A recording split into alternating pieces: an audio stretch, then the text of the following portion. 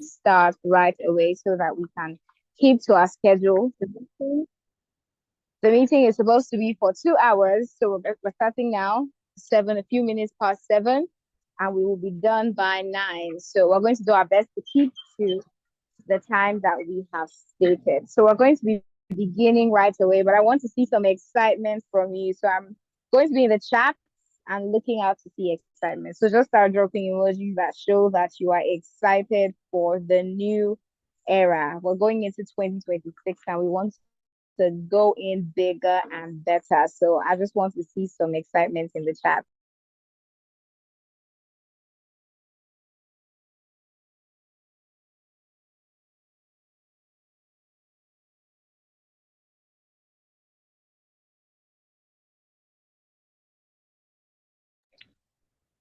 And as you're dropping those emojis that show your excitement, you can also tell us where you are joining in from. Are you in Abuja? Are you in Lagos? If you're in Abuja, what part of Abuja are you in? So let's just see how far this meeting has gone. So I want to start seeing locations in the comments. I'm joining in from Abuja. So if you're in Abuja, if you're in Lagos, wherever you are, I want to see it in the comments tonight so we can, connect a little bit.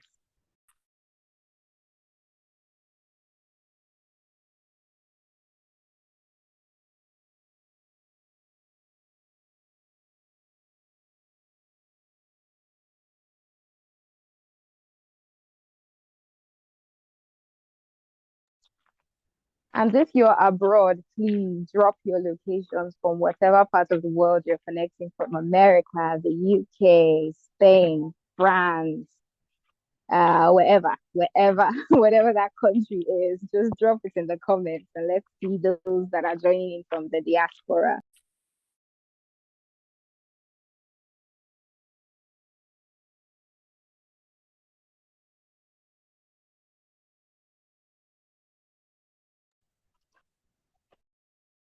Awesome, awesome. So I'm seeing people from Abuja. Abuja is in the lead right now. I've seen someone from Bauchi. That's amazing. Bauchi is really far.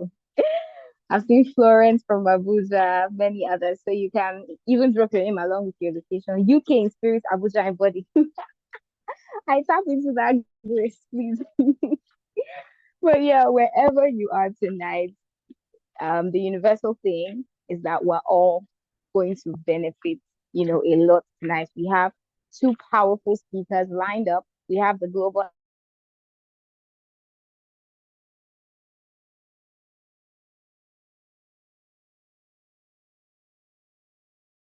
to grab a lot. Right into the meeting, I'm going to be calling on the convener to give us the opening remarks, and I'm going to be introducing her in a second.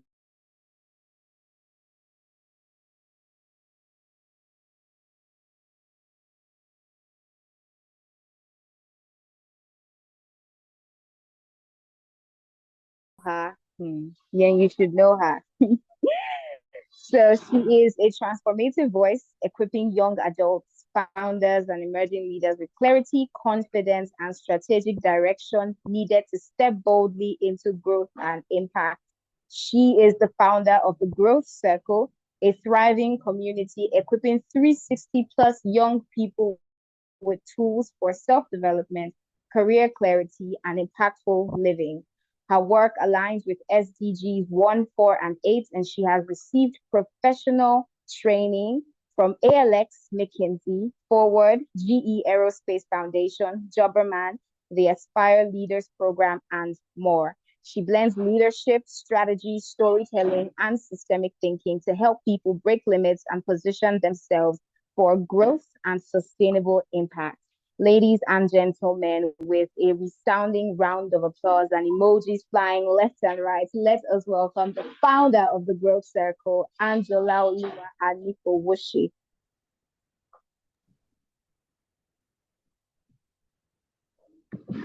Thank you, everybody. Like, it's another beautiful time. It's another beautiful experience coming for another webinar. So I just, I want to just backtrack a bit. I want to just go down memory lane because obviously this is December, this is fourth quarter of the year, and we've really come a long way.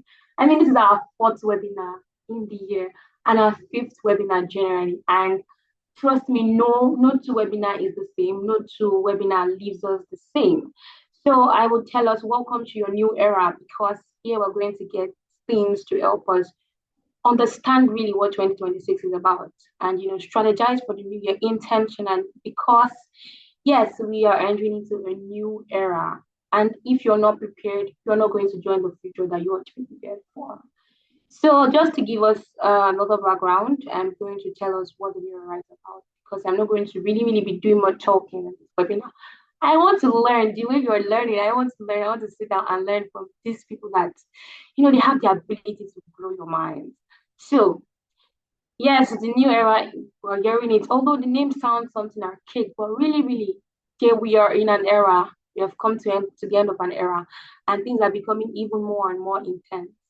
So I was privileged to host or to anchor a tech event yesterday, and things are heard that AI is getting to the point where people are even just leaving it to test it, isn't it? And we're getting to that point where if you're not able to collaborate, you would be redundant. So yes, the new era might feel scary to many people. AI seems devilish to a lot of people, especially Nigerians, the religious people. Actually, it feels so devilish. People prefer to do the hard work as against doing soft work. Why do the so while the new era feels scary to some people because it requires something called self-definition. When you don't know yourself, it will be scary. When you don't know what exactly it is you want to do, to be scary. And the good news is that chance about you, about your life, because I'm going to be asking us some questions and we are going to be taking notes of it, because this will really help us reflect and to know what next to do. So the new era, like we've been mentioning, and what the team is about, what the old rules that used to work before will no longer work. It will no longer work. Reason being that these are old rules, things that used to be antiquated, things that used to work so much for us. Everybody feels like, oh, when I have to pound yam, I have to use the mortar and pestle and just do manual work and manual work of pounding. Well, now there is butchie mix, there are blenders that we can use, and can use these things, and everything is smooth, is fine. But then there are some cultural people, there are some traditional people that will tell you, oh, if you don't do it with your hands, it cannot be sweet. Like they'll tell you, if you don't grind pepper with your hands, that pepper is not going to be sweet. It's not going to be sweet because there's a specific flavor, a specific taste to what it will be. But those things are outdated. There's a point in time where those things will not work, because time is resource. Time is very useful. Like time is money these days, and you need to understand that. So this new era is that period where it's the point after evolution occurs. It is the point in time when what used to work no longer works. There are so many things, and if you say you want to work with what used to work, you will be slow, and over time you will become outdated. So at this point in time, only those people that can adapt, those people that can adopt, those people that can awaken and align with the future can rise. Welcome to the future, guys. Welcome to the future. Just to put it simply for us, the new era belongs to those people that are aware, those people that are disciplined, those people that are bold. So if you are still trapped in the old mindset of, oh, Sarah will Sarah. But I bring you the news that Sarah will not Sarah if you don't put in the work for it to Sarah. Because what will be will not always be if you don't put in the work for it to be. So to put it simply, like I said, the new era belongs to those people that are aware. They're aware of the era they are. They're aware of the points in evolution that we are. And they're aware of, oh, okay, this is what I have done. This is what I've had to do this year. These are the lapses I encountered this year. These were things, these were reasons why I couldn't achieve my goals last year. And so people that know these things will then put intentional work, because it takes intentionality. Put intentional work to get things done in the new season. So if you're still trapped with the old mindset that hard work pays, like hard work, but please hard work will pay, because it's free and you should not even take it for granted. So to put it simply, if you're aware, if you're disciplined, if you're bold, you have a part in the future. You have a huge part in the future, and your dreams will become valid by then. So, if you're not disciplined enough to consistently chase your goals, And if you're not enough to be bold and audacious about your goals, you'll be left behind and you'll be left redundant. So, like I mentioned earlier, I have some questions for us. I want us to pen down these questions because these are things that will help us reflect and prepare for 2020. Old beliefs or systems do I feel are no longer for me? So what are those things you need to drop? Before I couldn't say no. Before I would only just say yes, even if it means it's being at my detriment. So okay, I'm going to drop this. I'm going to learn to say no. I'm going to actively say no. I'm not just always going to say yes. That is an old system. Or when you feel like, oh, the hard work is what is real work. When you feel like public school is better than private school because suffering is what will produce the right results. So what are those old beliefs or what are those old systems that you feel are no longer for you? You need to drop them with 2025. So this first question will require that you list out your answers. So I told us just write the question, you reflect, use this to reflect when planning for your new year. So what are those old beliefs you need to drop? Write it out. Then number two, what new skills will control the future by 2026? Trust me, what people have been saying here is a threat is a threat. It's not necessarily a threat if you know how to utilize it, if you know how to be at the forefront of it or at the end of affairs when it comes to it. So it's not necessarily a problem.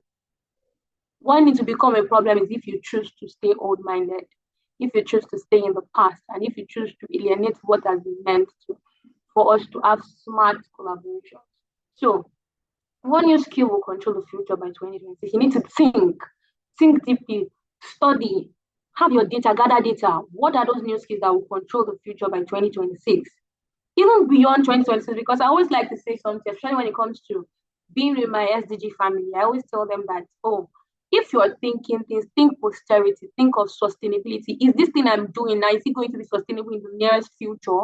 If I do this thing now, will it still stand in 2 years' time, in 3 years' time?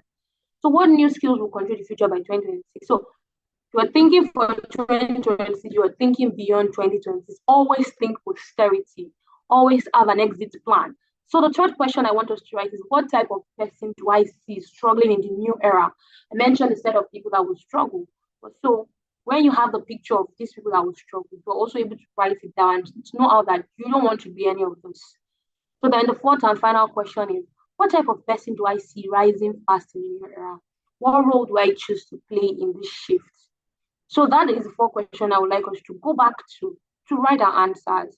Because when you're able to reflect on this, you're able to do better. Because the new era we are stepping into, only the most powerful, I know this new era we're stepping into is not the most powerful people or the strongest or the richest. The people that will be able to thrive in the future are those that can collaborate with intelligent systems. So, guys, please sit back, relax, get your book, get your pen. Welcome to the awakening. This is the new era. Let's get to work together, shaping our 2026 outcome. Thank you so much, guys. See you later.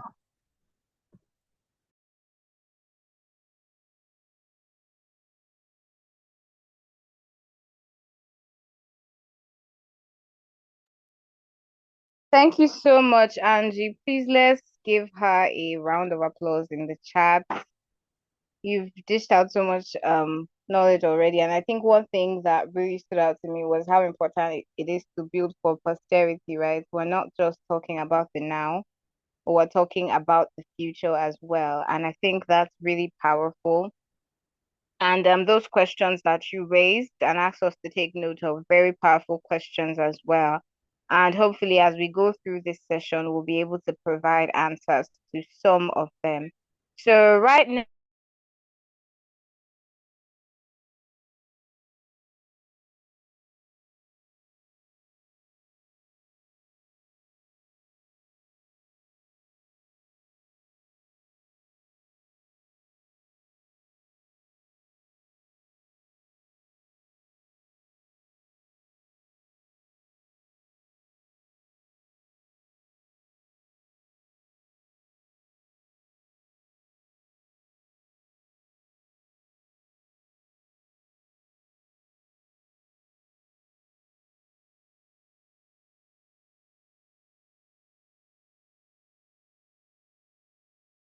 Okay, sorry, there was a bit of a break in translation there.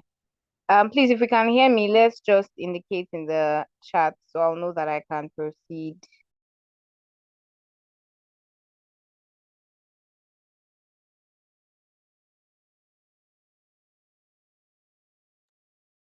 Awesome. All right. So we're going to be introducing our very first speaker for the evening. And let's just get our pens and our books ready to take notes and to learn. And as the session proceeds, if you have any questions, please just leave them, in the chat so that our speaker can answer the questions once her session is over. So I'm going to be introducing our very first speaker right now. She is a Canva graphics designer, design coach, and a Canvasador, which is a Canva ambassador. She has nearly 4 years of experience and has worked with founders, small businesses, and several LinkedIn creators. Her mission is simple: to empower creators and professionals to design visually powerful and profitable brands with Canva and have fun while at it. Ladies and gentlemen, let us welcome our very first speaker for the new era tonight, Jasmine Gathoga. Hi, please let me know if you can hear me.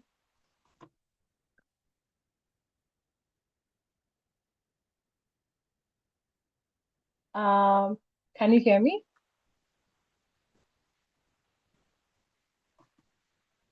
Okay, I can see some signs. Thank you so much for having me. I truly appreciate. Just one second, I want to make sure I am using the right okay, good. All's well. So good evening, guys. Thank you for having me. Thank you for bringing me on board.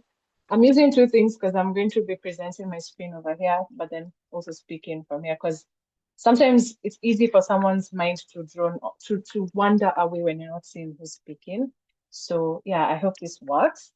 Anyway, as I said, I'm Jasmine, all the way from Kenya. It's 9:30 here, so we're like 2 hours ahead, but still happy to be here to share um what I know because we always say that there's always something you can learn from someone else. I can learn from someone within this room something that they know that I don't know. So today it's all about me sharing what I know for the next 30 minutes and hopefully we'll have a good time while at it. So allow me to share my screen. Um, where is it? Okay. Hmm. Let's give it a minute. Yes, I can see. All right. So today I want to just let me in fact put my timer on because I know myself. I can talk from here to the kingdom come. So let me just time myself. Okay, so basically tonight I just want to like share my own journey of how I have reached where I have gotten to on LinkedIn. If you know me, you know I am a Canva graphic designer. I have been building my brand for the last 1 year on LinkedIn. And honestly, it's my only social media platform that I use. And at the same time, it's the only platform I use to gain clients. And God has been faithful. In the last 1 year, I have really seen tremendous growth for myself, for my brand, like in terms of how I'm monetizing, in terms of how I'm growing my following. Like I can see, yes, there's something tangible I am doing out here. And as we prepare for next year, as we prepare for 2026, as we sit in this Q4 and as we think about our growth so far, I want us to just think about where do we want to see ourselves by end of 2026. And as we think of building our brands, let's always have end of 2026 as the main goal. Like what do I want to achieve in the next 1 year? So for me, when I got on LinkedIn, I only got there because we were prompted by ALX, like jump there. I was doing the virtual assistance course. So they pushed us, go out there, go do something there. And I took them very seriously. I think one of my biggest things is I'm intentional. So when I do something, I go after it full force. So I went after it and I started in November and I started posting And I didn't overthink things. Like I just started writing posts and just putting out there because I was seeing people doing it. I'm like, okay, if they can do it, I can do it. And I did it. And I committed for 30 days. And 30 days turned into a year plus. So LinkedIn, the thing where I will start from is that one, LinkedIn is highly profitable if you know how to use it. There are over 1 billion, actually right now there are currently 1.3 billion users on LinkedIn, but only 1% like create content out there. Only 1% position themselves out there. So even if you post once a week, you're part of that 1%. And that means there's a huge pool of opportunity on LinkedIn. I don't know if everyone here is building particularly on LinkedIn, but I'm going to speak based on what the platform I know. Yeah. So ideally, what you want to be doing is that you need to position yourself right for Q1 next year. And for me, there are four things we're going to talk about today. In the few minutes I have, I don't know how I'm going to wrap, but I'll try to be as efficient as possible. Trying to reduce this thing. And just put it there. Okay. So basically, there are four things I wanted to talk about, and I call this the MAPS framework, like for LinkedIn positioning. How do I position myself rightly on LinkedIn? And it's there are so many things, there are so many aspects, but today I just want to focus on four things. And this is MAPS, what I call MAPS. So we're going to talk about mindset first, okay? And after we talk about mindset, we're going to talk about articulating your value, okay? And after that, we'll talk about a little bit about profile optimization, and then we'll talk about signposting. Of course, each one of these could deserve an entire class on their own, but I will try to give you the top tier tips so that now you can start from there and like position yourself rightly from next year. Okay, so when we talk about mindset first, our host mentioned something about mindset when she started, and I'll just pick up from where she left. One thing about me, when I joined LinkedIn, I joined with this attitude that I would make it work. Like it had to work. There was no if, there was no maybe, there was no I'm hoping. It was this has to work. And and one thing I'll say is that when you start on LinkedIn, I've noticed so many people I started with last year in November, many of them, like 90% of them are already gone. They're no longer, they're no longer part of, they no longer post content, they're just gone. And now we're left just a few, like a small handful of people who started at the same time. And this is because many people, when they start something, it's easy to give up when they don't see results. And that's the thing. When you're building on LinkedIn, always remember this is a long game. You're not trying to build to win now. You're trying to build to win later. I'll give a typical example. If any of you know someone like Blossom Apia, we have been friends since we started. Okay, I started LinkedIn a bit earlier than her. She started in December last year. I started in November, so about a month's difference. But I remember early this year when we used to talk, she would tell me, Jasmine, for the first 6 months of my presence on LinkedIn, I'm not building to make money. Those were her words. You always used to look at her like, okay, all right, to each his own. Because for me, I came with the notion I'm coming to make money ASAP. And from the second month I joined LinkedIn, I was already monetized. Like I'd already started making money from the second month, I think, around there. But for someone like Blossom Afia, she didn't monetize immediately. She waited for 6 months to build her brand like crazy. And after 6 months, it was around July, she said, I'm ready to monetize. And that's when she made her first masterclass and started teaching and everything. And this is what I want to say is that when you come on LinkedIn, there are two routes you could be taking. Maybe you want to make money, that's your major goal. For another person, it might be, I want to build my brand first. Whichever of the two routes you take, whether you choose the route like I did or you choose the route like Blossom did, one thing remains clear. Keep your eyes on the prize. Even when LinkedIn's algorithm is acting crazy, even when things are going south, even when you're not seeing followers showing up, even when you're not seeing clients showing up, you have to make sure you have committed to this thing for at least 6 months before you can say this thing is not for me. And even before you say this thing is not for me, you have to have asked yourself, have I applied the strategies that I'm learning? Have I actually put them into place? Like, have I taken what people have given me and using it, because most people just don't implement a quarter of what they're taught or what they learn. They just have the knowledge, but they never actually turn it into wisdom. Because when like for example, today, we will talk, and then you'll say, oh, what a wonderful session, and then go about your life. And then later on, ask yourself, why is LinkedIn not working for me? Or why is this not working for me? But at the same time, you're the same person who has not implemented anything that was put, or you implemented for 2 days and you are like tired and you're like, okay, why is it not working? As I said, LinkedIn is a long game. Whatever social media platform you use, it's a long game. You have to put your mind in the game. Tell yourself, I am in this for 6 months. I'm not going to give up when I see 1 like, 2 like, 0 like. It does not matter. I'm going to be part of this until it proves itself. And as you're doing that, you're not just doing the same things over and over and over again, expecting a different kind of result. No, that would be insanity. Instead, you're implementing today, implementing tomorrow. After a week, when you notice it's not working, you change strategy and try something new. You're always in that growth mode. Okay. So that's all I have to say about mindset. I think that was just to break things up. Like, have the right a winner's mindset when you're starting out.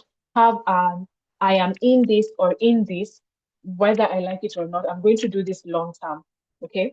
So after that, the next thing I'd want to talk about is articulating your value. Many people struggle with, okay, how do I position myself on LinkedIn? And they'll come on LinkedIn, they'll post, today they'll post about motivation, tomorrow they'll post about um AI tools. The other day they'll be talking about how to land a job. The other day they'll be talking about this. They're scattered, they're all over the place. So how do you understand why you're on LinkedIn? How do you frame your presence on LinkedIn? So there's this simple exercise we're going to do.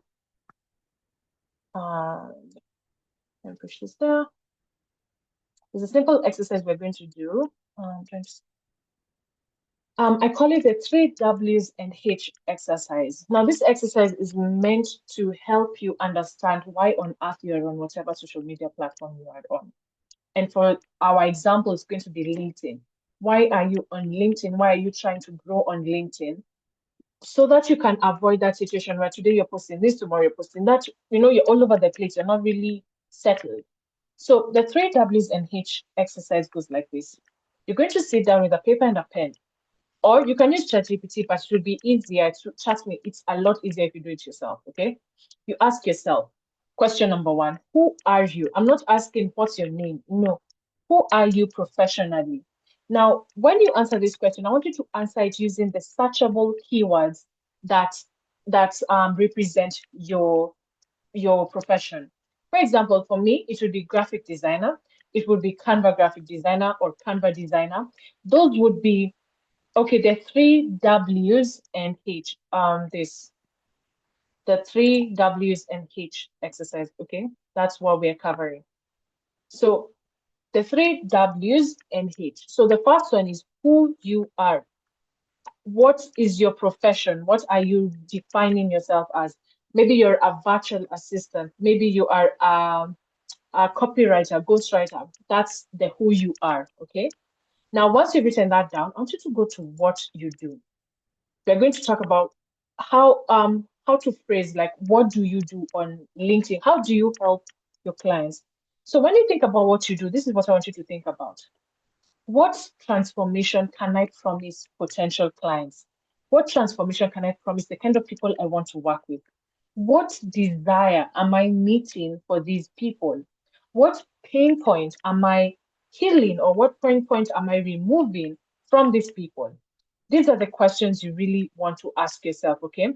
For example, let's take an example of what niche, maybe a virtual assistant, yeah? Maybe there's this virtual assistant called maybe Mary. So Mary wants to answer the question of what she does, okay? And she would say something like, okay, I maybe want to help certain people, because we will get into the point of who you do it for. But I want to help certain people ease the burden of having to deal with admin work, because admin can be stressful, so that they can have the time to focus on scaling their business. Because one thing you want to sit down and ask yourself, what are the desires or what are the pain points. For example, let's take this virtual assistant as a sample, yeah? And let's say she wants to target maybe LinkedIn creators, or she wants to target female founders who are in tech. Let's say female founders in tech. And maybe these are mature women who are female founders. So she'll sit down and ask herself, she'll take her book and ask herself, okay, this female founder, what are some of the challenges she's facing that I can solve? And which are these problems that she's facing that she's willing to pay someone else to solve them? So you have to go deep, deep, deep. This is how you think about it. I ask myself, what does this client care about? One, maybe they have so much going on, they're not able to check their emails. And in them not checking their emails, they missed a job opportunity, or they missed a major client who had reached out to them on their emails and they never saw it. Yeah.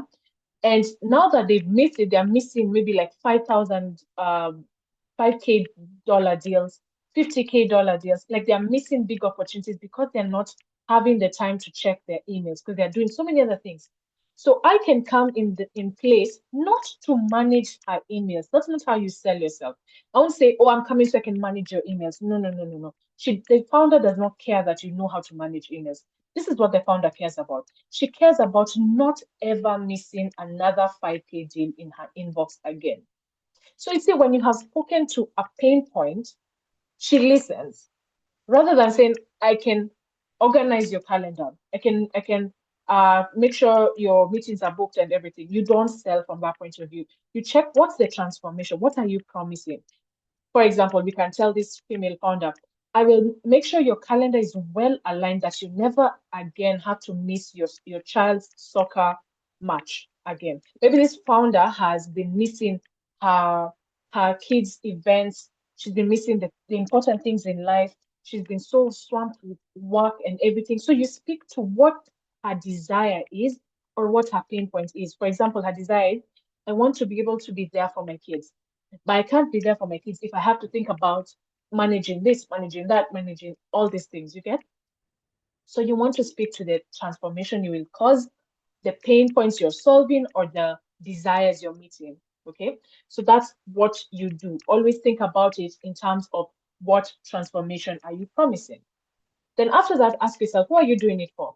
Here's where you can choose to niche down. You can be like, okay, I want to do it for LinkedIn creators. I want to do this for founders in this space, or I want to do it for like Airbnbs, like if I'm a VA. Think about who your audience is, and you have to articulate it. Not everyone should be your audience. Please always remember that. If everyone is your audience, then no one is your audience. Then how do you do it? Okay, so you have the how do you do it is answering what is your unique sauce, what is your unique flavor, what is the thing that differentiates you from another graphic designer, what's the unique thing about you that I should come to you and skip all these other people.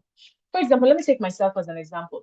My uniqueness would be one, I deliver premium designs that will catch people's attention. But not just that, I'm a storyteller.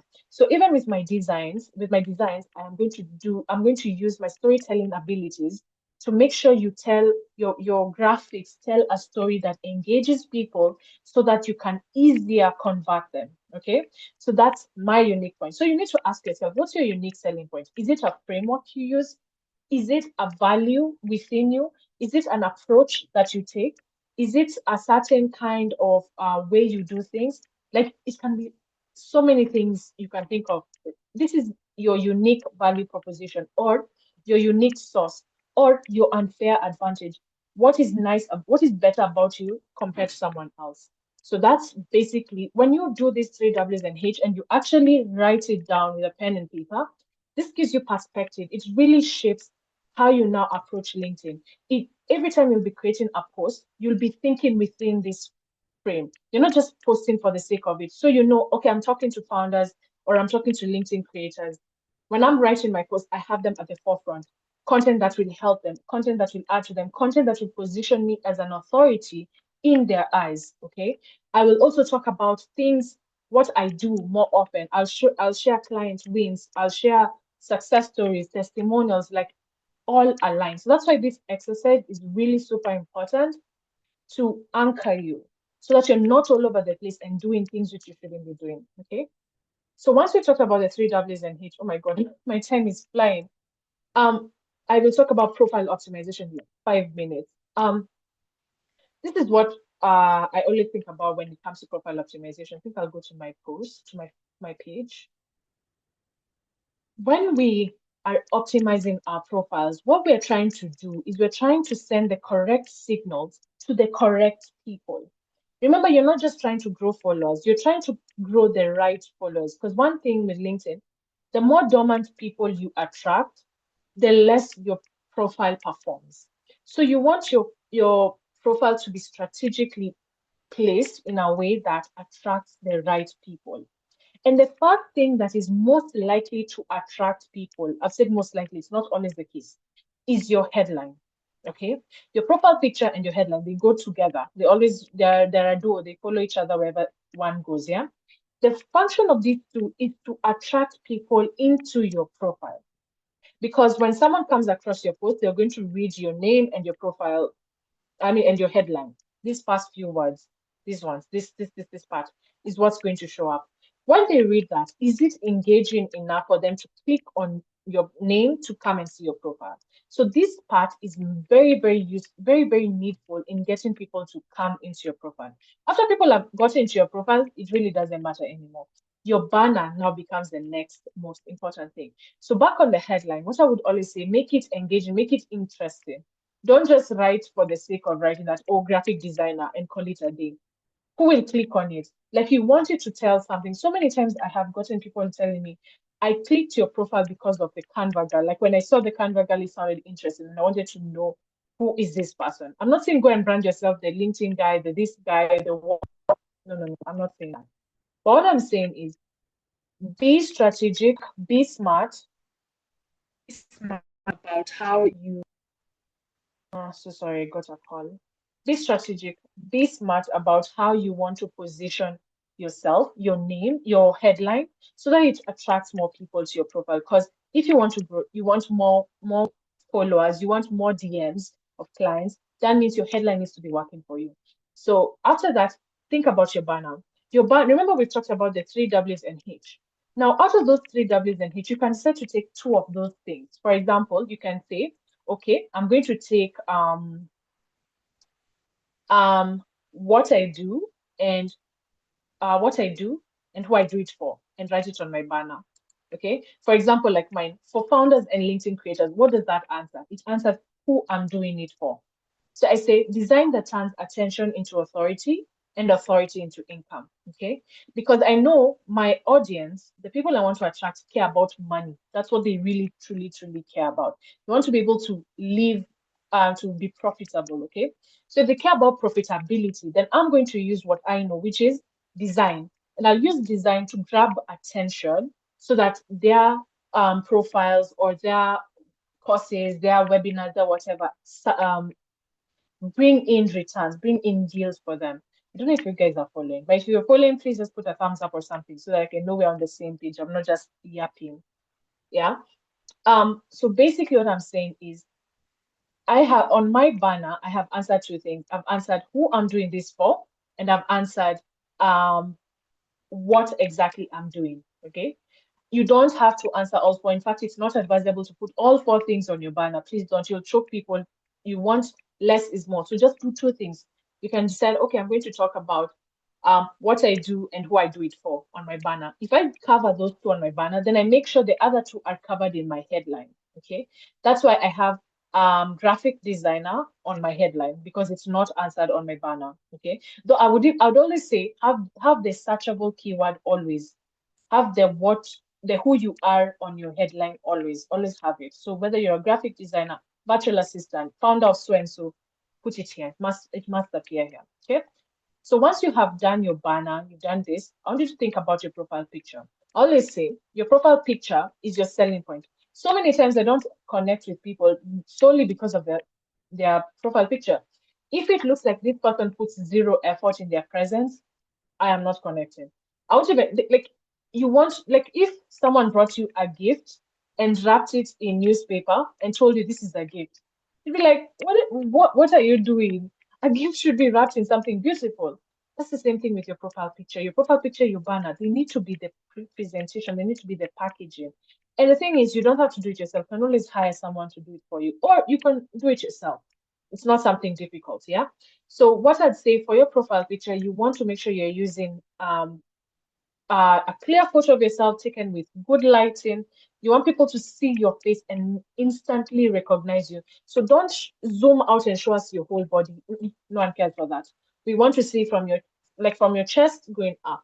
Because the more we see you, the more we can recognize you easier and easier and easier. And that means we will come to your content or we'll come to your page a lot more often. All right. Now, in your about section, you just need to speak to the target audience. The about section is not about you, it's about your target audience and how you bridge the gap between their pain points and their dreams, between their desires and their dreams. So, you're going to make the about section about them and how you are the missing piece. Okay, so how your skills are the missing piece between where they are and where they want to be. I'm honestly giving surface level, but I hope that will help. Okay. Then you have your featured section. Okay. In your featured section, you're going to use this as a place where you tell people how to spend money on you, how people should contact you so that they can spend money on you. So, for example, you're going to have ready to work one-on-one with me, book a call here. So you put one thumbnail that talks about booking a call. Then you'd have another one which would say, okay, maybe people are not so convinced yet, like a designer. You'd be like, okay, let me show you some of my past work so that you can be convinced that I'm the right person. So you'd have maybe your portfolio. Then maybe you have, let's say, a community, a paid subscription, or a paid this, a paid that, anything that is paid that you want to monetize, put it here. Because this is the only place you can safely sell on LinkedIn. And without that, honestly, you're not positioning yourself for profitability. Okay. Then lastly is your experience section. Here I won't talk much. But what I would say is this. As you write your experience section, I want you to write it fast for human beings. Please don't write it like a CV. Mine is written like a CV, but I'm supposed to edit it. Because you see, this is the thing. If we're being very honest, how many people will click this and read this? When it's the expertly designed and delivered, nearly blah, blah, blah. Once I've reached projects, I'm done. I'm not even continuing to read. Remember, LinkedIn is still a human being platform. Humans are the ones who are there. This is not a CV. I don't agree that LinkedIn is your CV. LinkedIn is stronger than your CV because if you do it right, it can beat any resume, honestly. So when you write your experience section, I want you to write it in simple English, like you're conversing with a friend and telling them your experience. Let's say I was working for so and so company. I will tell you what my experience was like, how I did ABCD for them, but I will talk from a point of view, like I'll share my experience, not my list of wins. No, no, no, no, no. You're not just writing your list of wins like, oh, I increased the profit by 99%. I did this, I did that. No, I would write it like some of the things I learned while I was with this company was this, and that. And while during my stay there, I was able to increase their profits by this, increase, do this, do whatever margin, all those big fancy words. Now make them simple. Because when you write it like a story, like an experience, like a point of view, people will read it. It will actually be engaging. And people will now understand you. They will see it as your unique edge. Okay. So that's what I'll talk about on profile optimization. It's such a deep topic, but I do not have the time for that. So I'll go to the last thing which I wanted us to talk about. Uh, okay, hold on. I can't seem to. Okay, good. The last thing I want us to talk about is signposting. Okay, what does signposting mean? When you write any piece of content from next year, as you write your content, even as if you're writing during this season, I want you to let people know what you do, but in a very smart way. Signposting works like this. You see, like when you're on the highway, you're driving, you're going to whichever place you're going to. You notice that as you drive, you'll see these posts on the streets, like it will say maybe 80 kilometers per hour or 120 kilometers per hour, or you'll see so and so state is 50 kilometers from here, or if you go this direction, you'll get to this other state or this other town or this other village, all those are posts. I mean, those are signs. on the road. And those signs tell you what direction you should be going, or they tell you something important, yeah? So signposting is how we introduce what we do in subtle ways into our content. We weave in what we do without saying what we do. For example, let's say it's I'm doing a celebration. I'm celebrating X followers on LinkedIn. I can weave in what I do inside that post without saying I am a Canva graphic designer. I would say something like, last week I designed a banner for one of my clients, and so happened.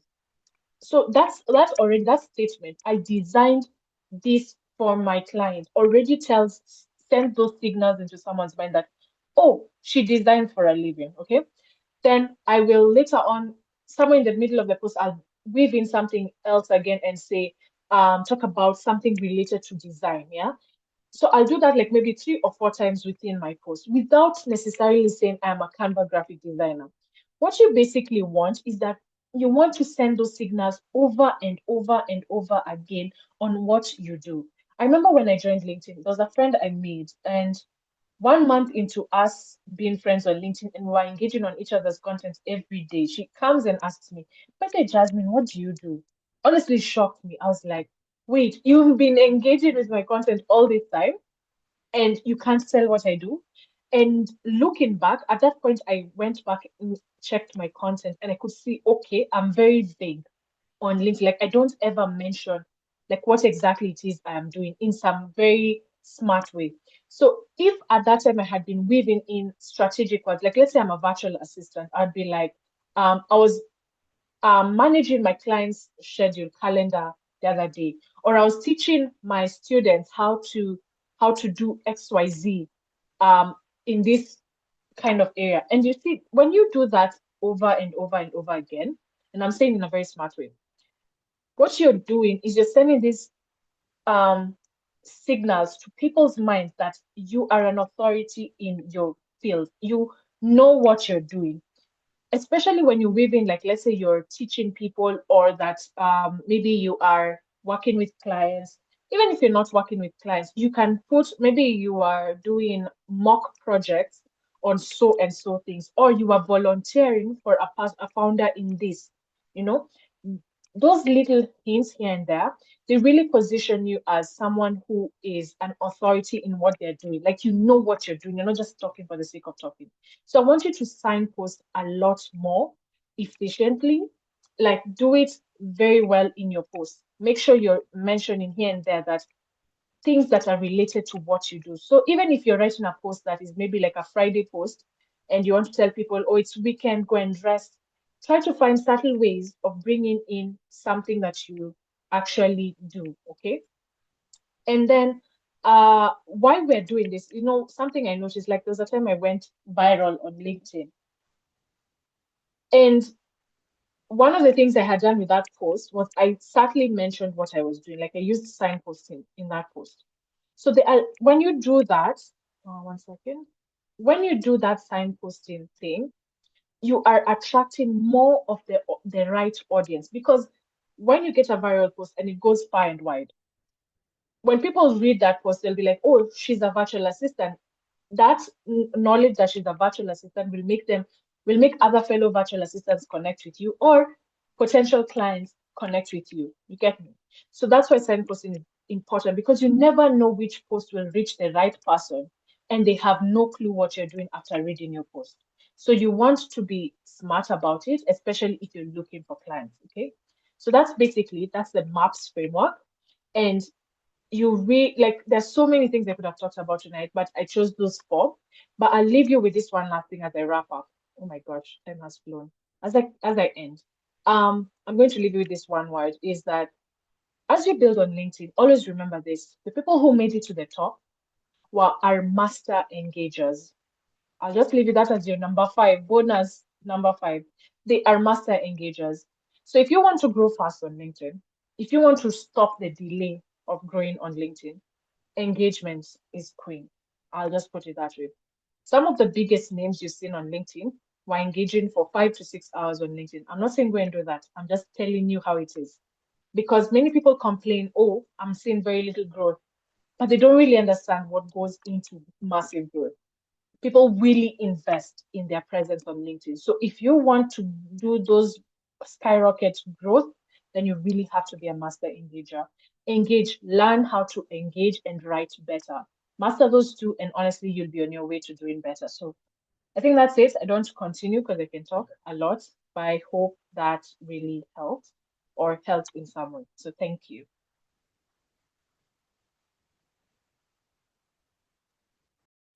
Thank you so much, Jasmine. That was amazing. Please let's just celebrate her in the comments. I'm sure you have learned a lot from her session. I definitely have, and I took notes and wrote down a couple of things that really stood out to me. Um, at the start of the session, she mentioned that LinkedIn is her only social media, like that's the only social media that she uses. And Jasmine, I think that's really amazing.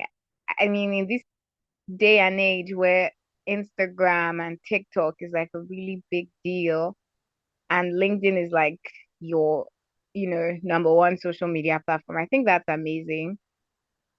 And Thank you. in case you don't know, LinkedIn, Jasmine is Kenyan. She lives in Kenya.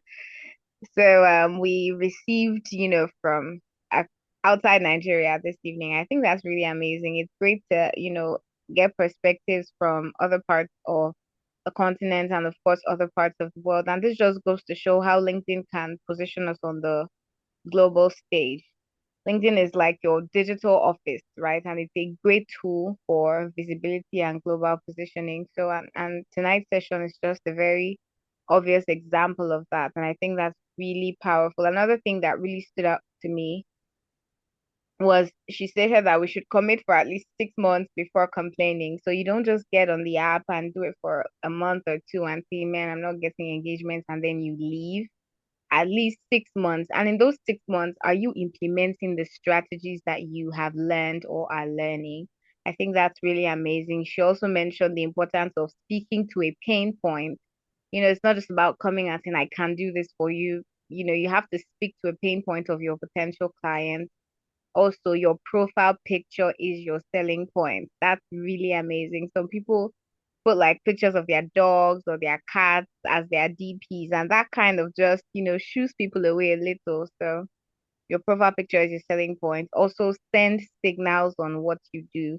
So these are just a few of the things that really stood out to me. Thank you so much, Jasmine. Your session was so amazing. There's someone in the comments saying they thought you were Nigerian. But when I heard the accent, I said, she's definitely not Nigerian." And then Angie, let me know that you were Kenyan.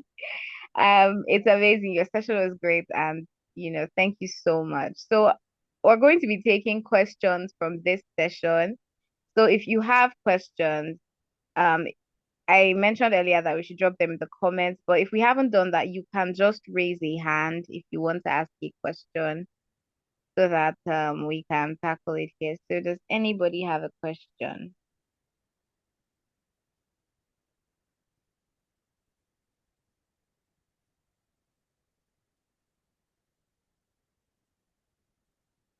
You can drop it in the chat, and if you want to ask it, you can. Okay, I have a question. Someone says they have a question. Okay, you can. All right. Jasmine, she says, can you please show an example of a signpost? Okay. All right. An example of a signed post. I think I don't need to show per se, but I can explain. For example, if I was to write a post and I want to use signposting, let's say it's a Friday post, okay, and I want to tell people go home, go and relax, go and chill, find something to get your mind off, like work, and just, or maybe in fact, let's leave that. Maybe we can talk about, I want to write a Friday post where I want a lot of engagement. I want my community to engage with me. So I want to ask them a question like, how do they spend their weekends? What does their typical weekend look like? So I'll write my post like, maybe my weeks are usually chaotic. From designing banners for my clients, to creating profiles, to creating flyers, which take me hours. I always need something to decompress myself over the weekend. So a good movie, a cup of coffee, or a cup of chocolate or something really gets me relaxed and then ready to handle all the designs I have to do in the coming week. Do you see how many times I've signposted? I've not said I'm a designer, but I have signposted 3 times minimum. So that's what I'm talking about. Like many times we want to talk about how to decompress. Maybe the topic is I want to talk about how I spend my weekends. I will write that post and forget, oh, I should probably be saying what I do. We forget that part, like we treat them as mutually exclusive events. But no, I can talk about them both while signposting because I always have this mentality, especially if you're looking for clients. For me, I don't do that much nowadays because I'm not looking for clients.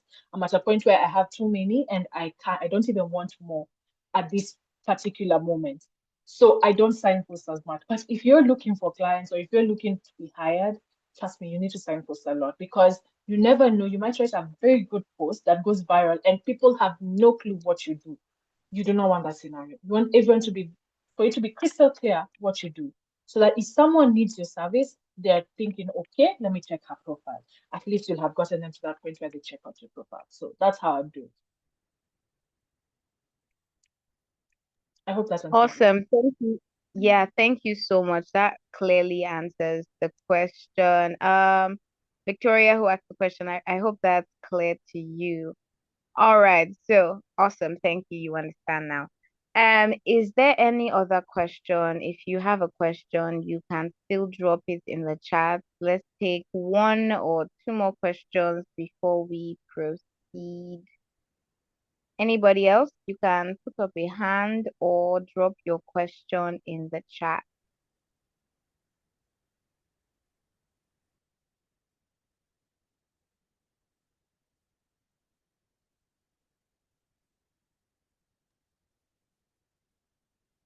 Okay. We're still waiting. Let's wait for 5 to 10 seconds. Maybe somebody's typing. All right. All right. We have a question. So the question says, engagements can be very overwhelming sometimes. How do you manage this?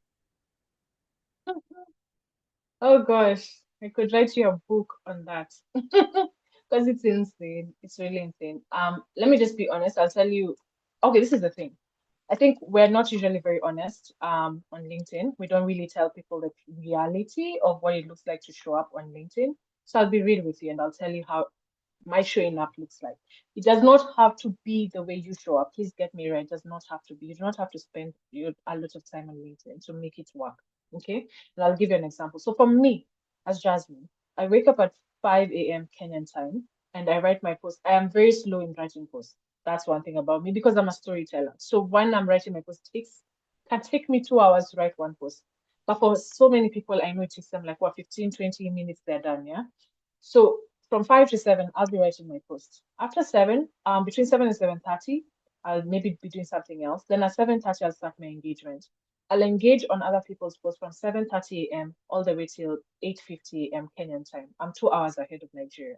So at 8:50 a.m., my post drops, and I'll be on my post engaging from 8:50 all the way till 10:30 or 11.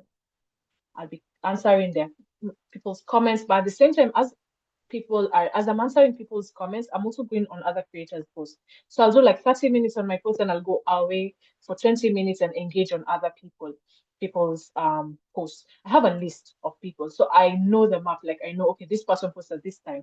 So I'll try to be there as amongst the persons because visibility, like to gain the maximum visibility, you have to be early on top creators' posts. So if I know someone like Blossom drops her post at 6 a.m. West African time, trust me, by 6:01 latest, I am there, ready to engage. Because I know if I leave a very good comment, it can gain me more impressions, it can gain me new clients, it can gain me new followers.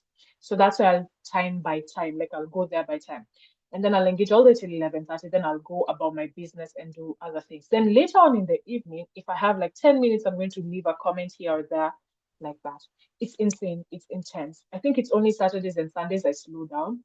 But Monday to Friday, that's what my regime looks like. And of course, it's not easy. For me currently, I'm not in the phase of where I'm looking for clients per se. I'm more in the phase of growing my community and growing my engagement. So that's why I take it super seriously. If you're not, always think about your goals. If your goal is A, do A. If your goal is B, do this, you know. For me, my goal is to grow my community, grow my engagement. That's why I engage a lot. But for someone else, your goal might be getting clients. So you might not spend so much time engaging. You might spend more time like building networks, speaking to people in the DMs, stuff like that. Yeah. So it depends on what you're doing. But management, honestly, takes a lot of grace to just show up consistently. And one last thing, do it with someone. Do LinkedIn with someone. When you do LinkedIn with someone, it makes your life easier. So I have someone I do LinkedIn with, and it has made me enjoy LinkedIn a lot more because we share the burden of the stress that comes with LinkedIn. So if you can find someone you can do it with, you'll move further and a lot faster. Thank you so much. That was so, so helpful. And I'm sure from the person who asked the question to everybody else who has been listening, we've learned a lot. I think one thing that really struck me was you saying you shouldn't do LinkedIn alone, you should do it with someone. I think, that's one of the things the growth circle is doing for a lot of us is providing, a whole community with whom we can do this. And like you said, it's exceptionally helpful and we are grateful for that answer. Let's see if we can take one more question before we move. Is there anybody else with a question? One lucky person. If you have a question, just drop it in the comments in the chat now, so Jasmine can answer that before we move to the next speaker. So let's wait for 5 seconds for that question to come in. 5 to 10 seconds, and then if there's no question, we'll just move on.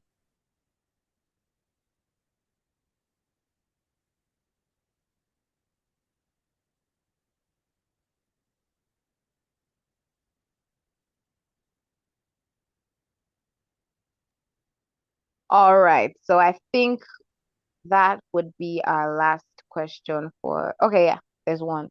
You almost missed the mark by like 2 seconds, but okay.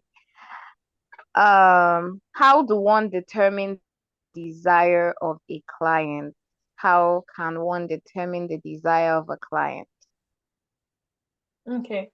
Unless you're like a newbie, but if you've worked with one or two clients, I want you to, one, think about them. Think about what are the things they complained about, or what are the things they said that they wish could happen. Because anytime someone says, I wish I had this, I wish I could do this. For example, like sometimes you'll hear me say, oh my gosh, I wish I had time to just watch a movie. I wish I had someone managing this for me. That's a wish, that's a desire. Already, that is something you can write down and be like, okay, Jasmine desires this. You just need one person who represents a larger pool. You don't need to go and do interviews with everyone. You can even reach if you've had one client who you've become kind of friends, you can just be like, by the way, what's something you really wish you could be helped with as pertains to ABCD. So for example, like me, I'd ask my friend, let's say for example, if it was Blossom, I'd be like, what do you feel is missing from your presence on LinkedIn in terms of visually? Do you feel that anything is missing? They should be like, okay, I feel like my banner is not doing justice for me. I've seen other people's banners. I feel like they're attracting maybe ABCD kind of clients. Mine isn't attracting that kind of client. And be like, okay, so how is that making you feel? Sometimes you can ask the person if you have access. Sometimes you can go to ChatGPT and ask it, what do you think a client in this kind of client would really desire, and then tell it to write it for you as a conversation. Let it not write to you in its grammar. Let it make it for you stupidly simple that a 10-year-old can understand. So that way you can really put yourself in the shoe and in the mind of your client. Think about what do they desire most, okay?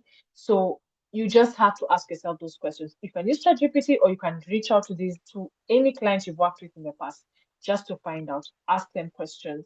That way you get to understand what are their pain points, what are their desires, and then now you can build from there. If you've never had a client before, just use ChatGPT or go online, find someone who is already doing what you're doing and maybe is ahead of you. Ask them, they can also help. Yeah.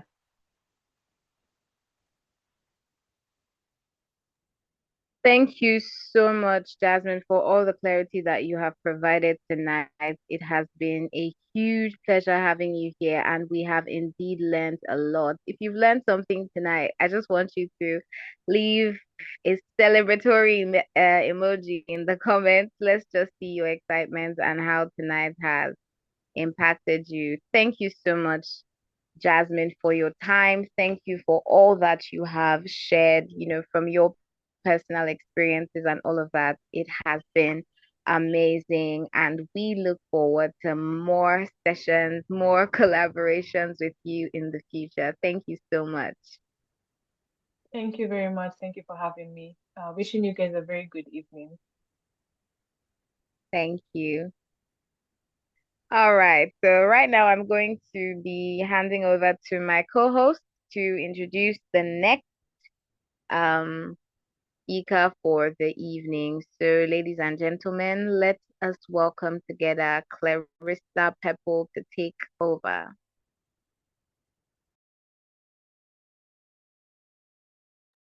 Clarissa, you have the floor.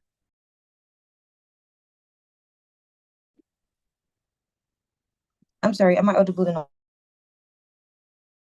Good evening.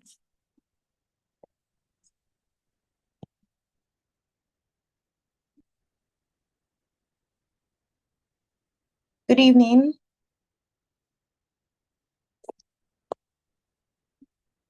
Please, if you can hear me, can you indicate?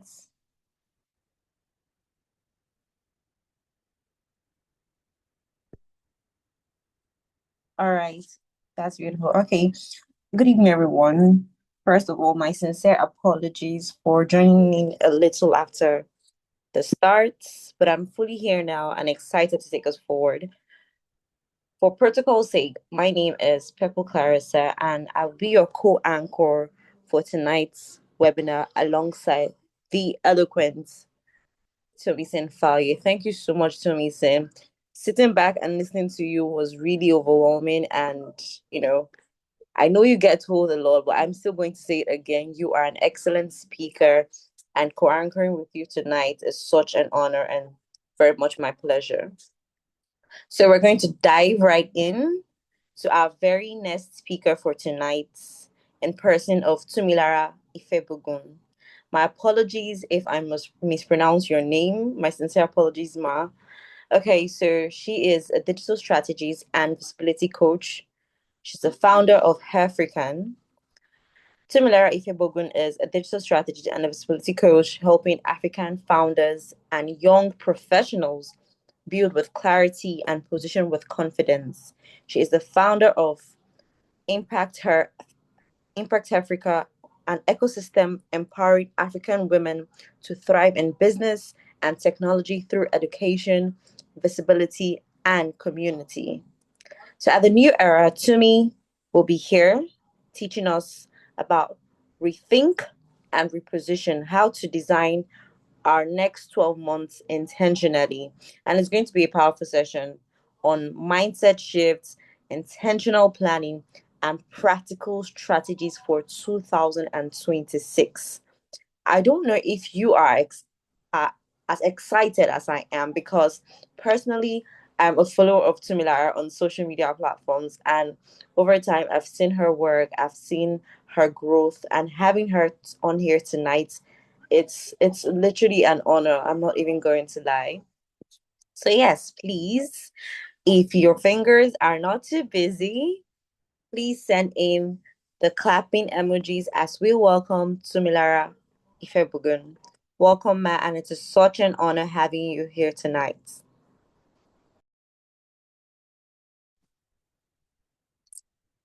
Hello everyone. Good evening. Can you guys hear me? I don't know if you guys can hear me. Can you hear me? Okay, great. So excited to be here. So grateful to be here. Thank you so much for having me. I really do appreciate it and all that. So I'm going to be sharing my screen. I don't want to waste too much time, so we'll be going right into our session for today. I'm going to be sharing my screen with us now. You can let me know if you can see my screen. Yeah, I think it has started. You can let me know if you can see my screen. Can you guys see my screen? You guys can see my screen, right?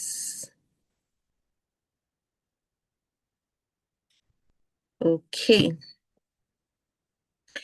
Okay, so for this session, we are talking about designing your intentional year, a roadmap for 2026. How many of us here are, are started planning for 2026? How many of us have started, visualizing our goals for 2026, everything we want to achieve, everything put in place, and you are like, oh, 2026 is going to be my year. 2026, in fact, I'm going to achieve so much in 2026. I'm sure a lot of us have some things that we're meant to do by this ending of the year. A lot of us has postponed it to 2026, saying that, oh, it's still 2026 that we are going to do all these things, right?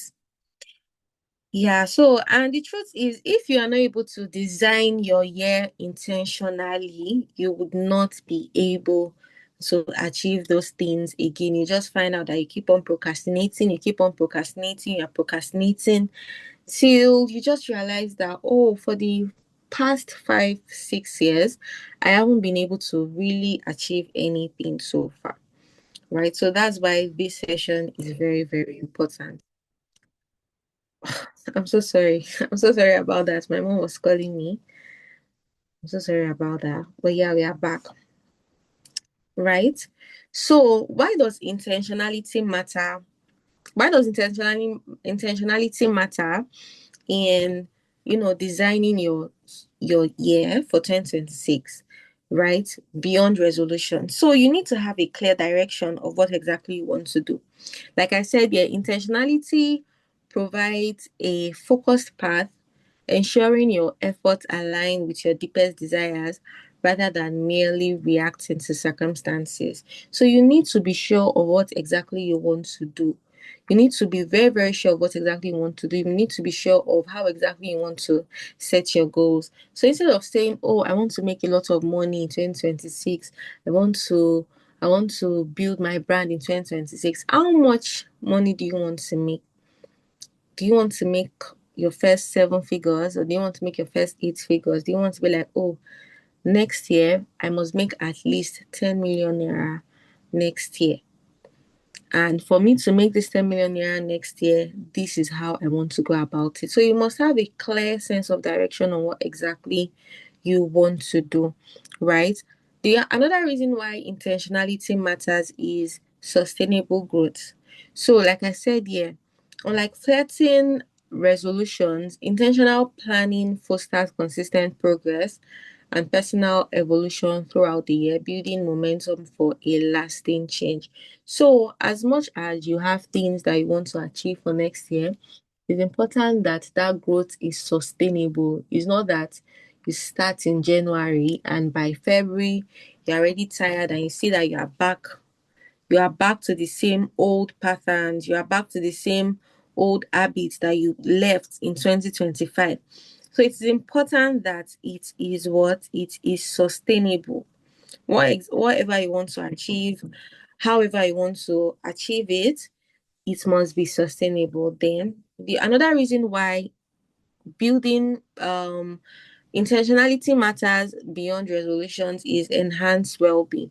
Like I said, by consciously shaping your year, you reduce stress and cultivate a greater sense of purpose and fulfillment. So now we are going to go through the step-by-step processes on how we are going to achieve all the things we set for ourselves and plan our year very, very, very well. Because this 2026 we're about to enter, it is very, very, very important that we achieve all the goals we set for ourselves. But you can't do that if you don't plan.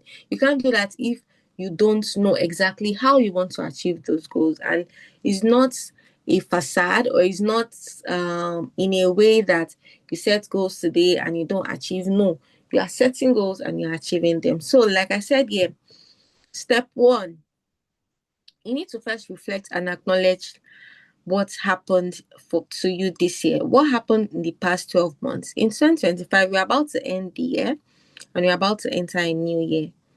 For the past 12 months, what happened to you? What worked well and what didn't go as planned?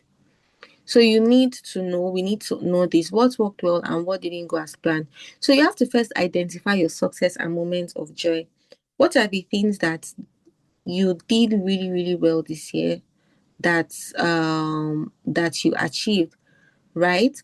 And what skills did you develop? What relationships flourished, right? What skills did you develop and what relationship flourished? Can you guys still see my screen? I don't know what happened. Okay. Okay. Okay. You can still see my screen, right? I think it went off. Okay. So I said, yeah, you have to reflect on all the things that happened this year. This is the first foundation and the first thing that you have to do. A lot of people make the mistake of thinking that, oh, because they are entering a new year, everything has to be afresh. They forget everything that happened this year, the good and the bad. They forget it and it doesn't concern them. No, it doesn't work that way. So for this year, you have to know, you have to understand what were the things that worked well and what were the things that didn't work well this year.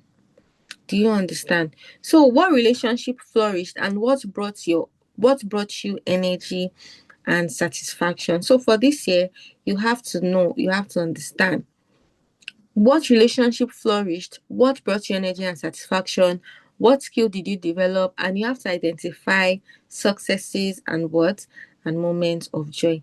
Now we now move to the next part, which is what didn't go to plan. What didn't go to plan this year? What happened that, the things that you planned out for yourself this year that it didn't work out? Let us sit and acknowledge this. Let us identify all these things and acknowledge them, right? So you need to acknowledge challenges and setbacks. Those challenges and setbacks you faced this year, we need to sit with it, acknowledge it, and we need to know what these challenges and setbacks were, right? So acknowledge challenges and setbacks. What did you feel stuck, or where did you feel stuck or drained? So at what point in this year did you feel stuck or drained? It felt like you were not growing, things were not moving, oh, things are not working out. At what point did all that happen? What was happening before you came to that point, where it was like things are feeling stagnant, things are feeling stuck, you are feeling drained, and everything like that, right?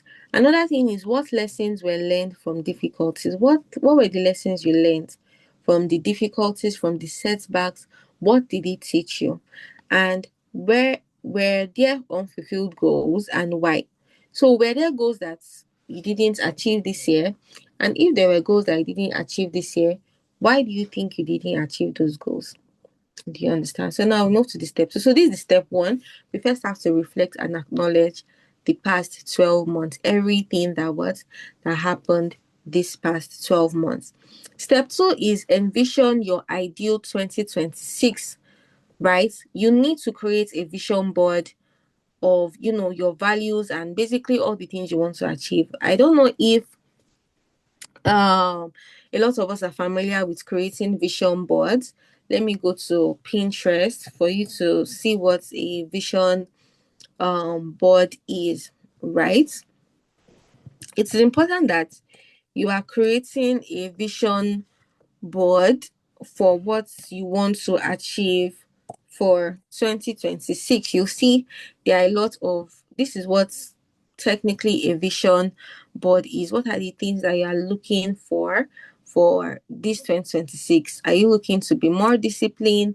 Are you looking to be more productive? Are you looking to earn a lot of money? This is another vision. But if you are looking to go into maybe your boss girl era, or you are looking to take yourself more seriously and all that, this is what a vision board is. So whether in your, this is another one, if you are looking to get fit, you're looking to, invest more in your looks, invest more in your health and everything like that. I'm just showing you guys all these things just to give you an idea of what I mean by envisioning your ideal 2026 vision board. So what are the things that you are looking for in your vision board?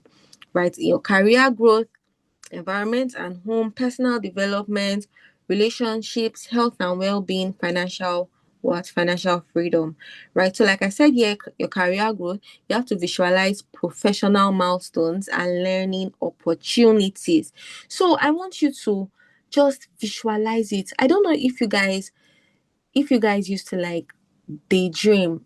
I personally daydream a lot. I just envision myself, in the next 6 months I will be on a stage at a big conference speaking about the importance of African women having access to the right opportunities on the internet and all, showing how passionate I am, wearing a pink dress with a very nice wig, speaking confidently. That's you basically envisioning yourself, like you're already envisioning yourself. Oh, by this time next year, at this particular time, I envision myself making a lot of sales from my business, and I'm making so much sales to the point where I'm even tired.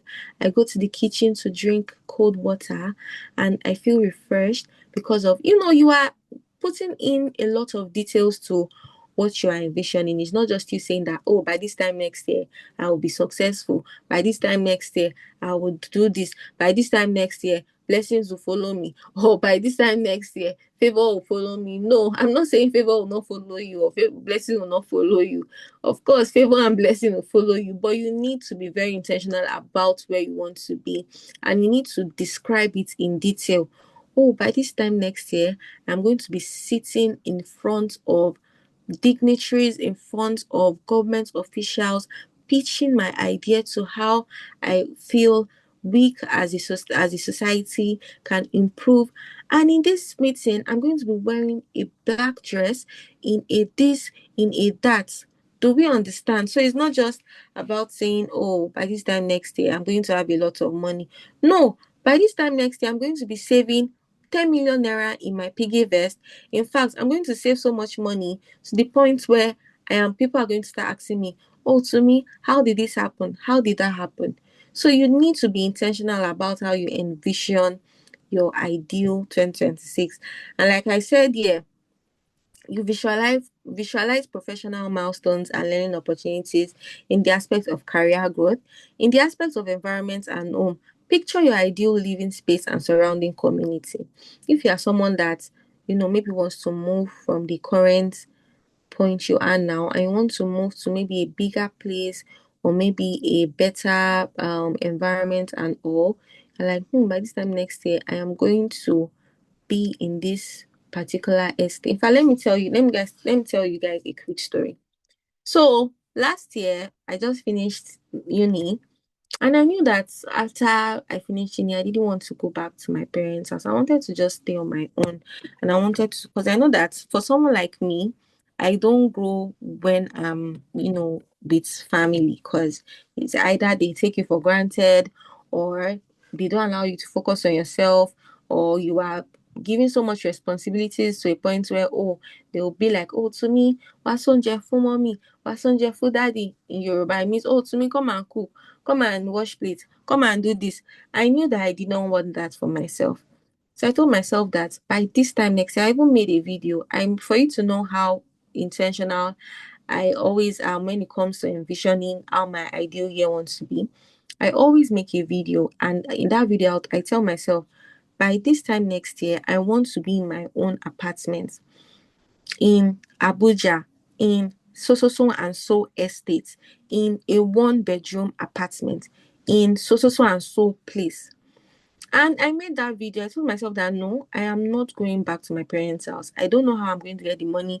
I don't know what's going to happen. But by this time next year, I made that video. I told myself by this time next year, I want to move from this my surrounding. I need a new environment. I cannot grow in this environment. I need a new environment. I want to move to Abuja. And in Abuja, I want to get a 1-bedroom apartment in this particular estate. And funny enough, I've never been to Abuja before. It's not like I've come to Abuja or I know places in Abuja like that. But from the research I've been doing, I saw a particular estate that, I've heard a lot of good things about it. And I saw it, videos and everything. I'm like, wow, it would be so nice to stay in this estate and all. And I said it in that video that I want to stay in this estate. I said it there in that video. And I told myself that I don't know how I'm going to do it. I don't know where I'm going to get the money. I don't know how it's going to happen, but this is what is going to happen. And do you know that everything I said in that video manifested? Everything from the estate name to the 1-bedroom to the place. And when I made that video, I did not have any money that I was making or anything, but I just trusted myself and believed in myself so much. I envisioned myself. I told myself that when I get into this place, I'm going to buy myself a cold chi exotic drink and look at myself and be like, yes, I did this. And every single thing I said in that video happened. In fact, I showed all my friends that video and I told them that see for you for me to prove to you that manifestation works and envisioning how your ideal year works. I made a video saying all these things and every single thing came to pass. Now, I'm not saying that, it's because I'm the most blessed or I'm the most favored or anything. No, it's just because I envisioned how my ideal year wanted to be. And I believed in myself so much that I manifested every single thing. So, still talking about environments and home, you have to picture your ideal living space and surrounding community. How exactly you want that place to be like, right? If you can be like me now, before the end of this year, I have a ritual where I make videos. And be like, by 2026, I want to have done this. I want to have done that. I want to have done that. I edit the video and save it to my archive. And that by the end of the year, I watch the video and be like, yes, everything I said came to pass. Right? So now, for personal development, envision yourself, envision new skills, new hobbies and experiences. And like I said, this is not by saying, by next year, I want to learn graphic design. I want to learn virtual assistant. I want to learn social media. I want to learn this. No, it's not just by saying that. It's by actually envisioning yourself doing these new skills, doing these hobbies. And like, by this time next year, I'm going to go to my favorite cafe, working with a client I just got from Australia, from the graphic design skill I just learned that is getting me high paying jobs, high paying roles. Right? Another part is relationships. You have to define deeper connections and meaningful interactions. By this time next year, I want to make more friends. I want to get more people. I want to meet new people. I want to start going out. I want to do this. I want to do that. Health and well-being. Imagine your physical and mental health. If you're someone like me, that by God's grace, 2026, I am hoping to, take my fitness journey seriously. Like, by this time next year, I'm going to be in this particular gym, doing this particular workout and all. Financial freedom, to dream about security and new investment opportunities. I give an example of the 10 millionaire. By this time next year, I want to land this gig that will be paying me $5,000 per month, that will be doing this, that will be doing that. So like I said, you have to create a vision board that reflects your core values, aspirations, and making your future tangible and inspiring, right? So now, moving to step 3. Now that we've understood the importance of envisioning all these things, you have to set SMART goals for each area. Do you understand? So, and setting SMART goals means specific, measurable, achievable, relevant, and time bound. So number 1, which is specific, you have to clearly define what exactly you want to achieve. For instance, now, so instead of saying, next year I want to be running, I want to be doing more exercise. No, you'll be like, next year I want to be running 10K steps per day, at least every day. Oh, I must set a reminder in my calendar that I want to run 10,000 steps per day. Right? 10,000 steps per day. Just to be sure you guys are following me. I just need to be sure. Are you guys following me? Hey, my voice is breaking. Is my voice breaking? Somebody said my voice is breaking. Is it network? Can you guys hear me? My network is bad. Okay, they can hear me clearly because somebody's saying my voice is breaking. Okay, so we are back on track, right? So like I said, our goals has to be specific, measurable, achievable, relevant, and time bound, right? So you have to first clearly define what exactly you want to achieve. Oh, for example, like I said, you run a 10K race. Every day, I want to take 10,000 steps every day. I want to exercise myself. So instead of saying, oh, next year, I want to take my health seriously. I want to take my fitness seriously. I'll see if I can be taking, some exercises and maybe register. You are not specific. You have to be specific.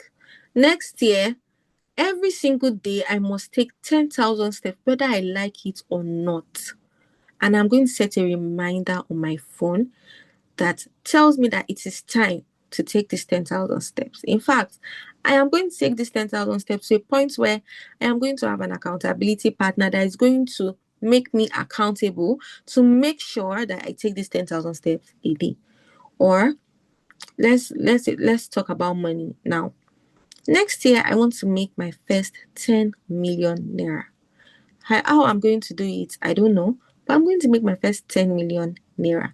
In fact, I'm going to make my first 10 million naira to the point where every single month I must save 1 million naira. So that by the end of the year, I look at all my savings from January till December and I see 10 million naira in my account. And I'm satisfied that yes, I said I was going to make 10 million naira and I did. So 10 million naira, I'm going to make it. So you have to be specific on what exactly you want to achieve. Then measurable. Your goals has to be measurable. You have to give a criteria for tracking your progress. When do you want to achieve this thing? How and when do you want to do it? When? So measurable is when. Specific is what? Specific is what? Specific is what? So what exactly do you want? Measurable is when. When exactly do you want this to happen? So you have to establish criteria for tracking progress. For example, complete the 10K by January 2026. So you want to run 10K, you want to run 10,000 steps every day, right? And you're like, till January 2026, I want to run, because of course you cannot be running 10,000 steps forever, right? So, and even if you want to run it forever, you cannot say, oh, I want to run 10,000 steps for the rest of my life. No, you have to break it down. Do you understand? You have to break it down. So you have to be clear on what you want to achieve. And like I said, establish a criteria. So for instance, you're like, oh, for the next 6 months, I must run 10,000 steps. I'm going to challenge myself to run 10,000 steps, whether I like it or not. Okay, so on my Instagram, I said I was going to do a 30 days challenge for a 30 days posting challenge for business owners who are looking to make sales this December. And I was like, whether I like it or not, I must post every day for the next 30 days. And there are a lot of times, because I'm a very, very busy person. There are a lot of times I will just be so tired after a long ass day. I'll even forget that I said I want to do posting challenge. But because I said I have to do this thing for 30 days. So if you follow me on Instagram, you'll notice that you notice that I always post very late at night. I used to post like 11, sometimes 12 midnight. That's when I used to post. Not because I like posting at 12 midnight, but because I know that whether I like it or not, I have to post, because I've already set that measurable goal that I want to be posting every day for 30 days. So sometimes I'm always very tired. Sometimes I just remember that, that's true. I meant to post though. Hey, let me quickly create post. And I'm like, before 12, so as long as it is not yet 12 midnight, right? We are still in the day. Even if everybody has slept, when they wake up in the morning, they will see the post. So I used to make sure that there was even a time I posted exactly 11:59. That was when the post went. I'm like, at least it did not shine that 12 and all, and I was able to achieve this. So yeah, like whether I like it or not, whether I'm tired or not, whether I am sad or not, or whether something is happening to me or not, I must achieve this thing by this period of time. So you have to establish a criteria for tracking your progress. Then number 3, your goal has to be achievable, right? Achievable is how. So specific is what. What are these goals, right? Measurable is when. Achievable is how. So you have to ensure that your goals are what realistic, even if it is challenging. Even if it is challenging, they have to be realistic. For instance, now you cannot say that you are maybe a complete beginner, like you are just a beginner and your goal is to make 50 million by the end of the year. But you are just a beginner, like you just started, you have no idea, you've not even made your first 1 million, you've not even made your first 2 million, you've not even made even 500k self, you've not even made it. But your goal is to make 50 million. No, now. Your goal has to be achievable, right? In such a way that it is realistic, but yet it is challenging. You can start small. It can be like before the end of the year as a beginner starting out on LinkedIn or on any social media platform. I want to start making money.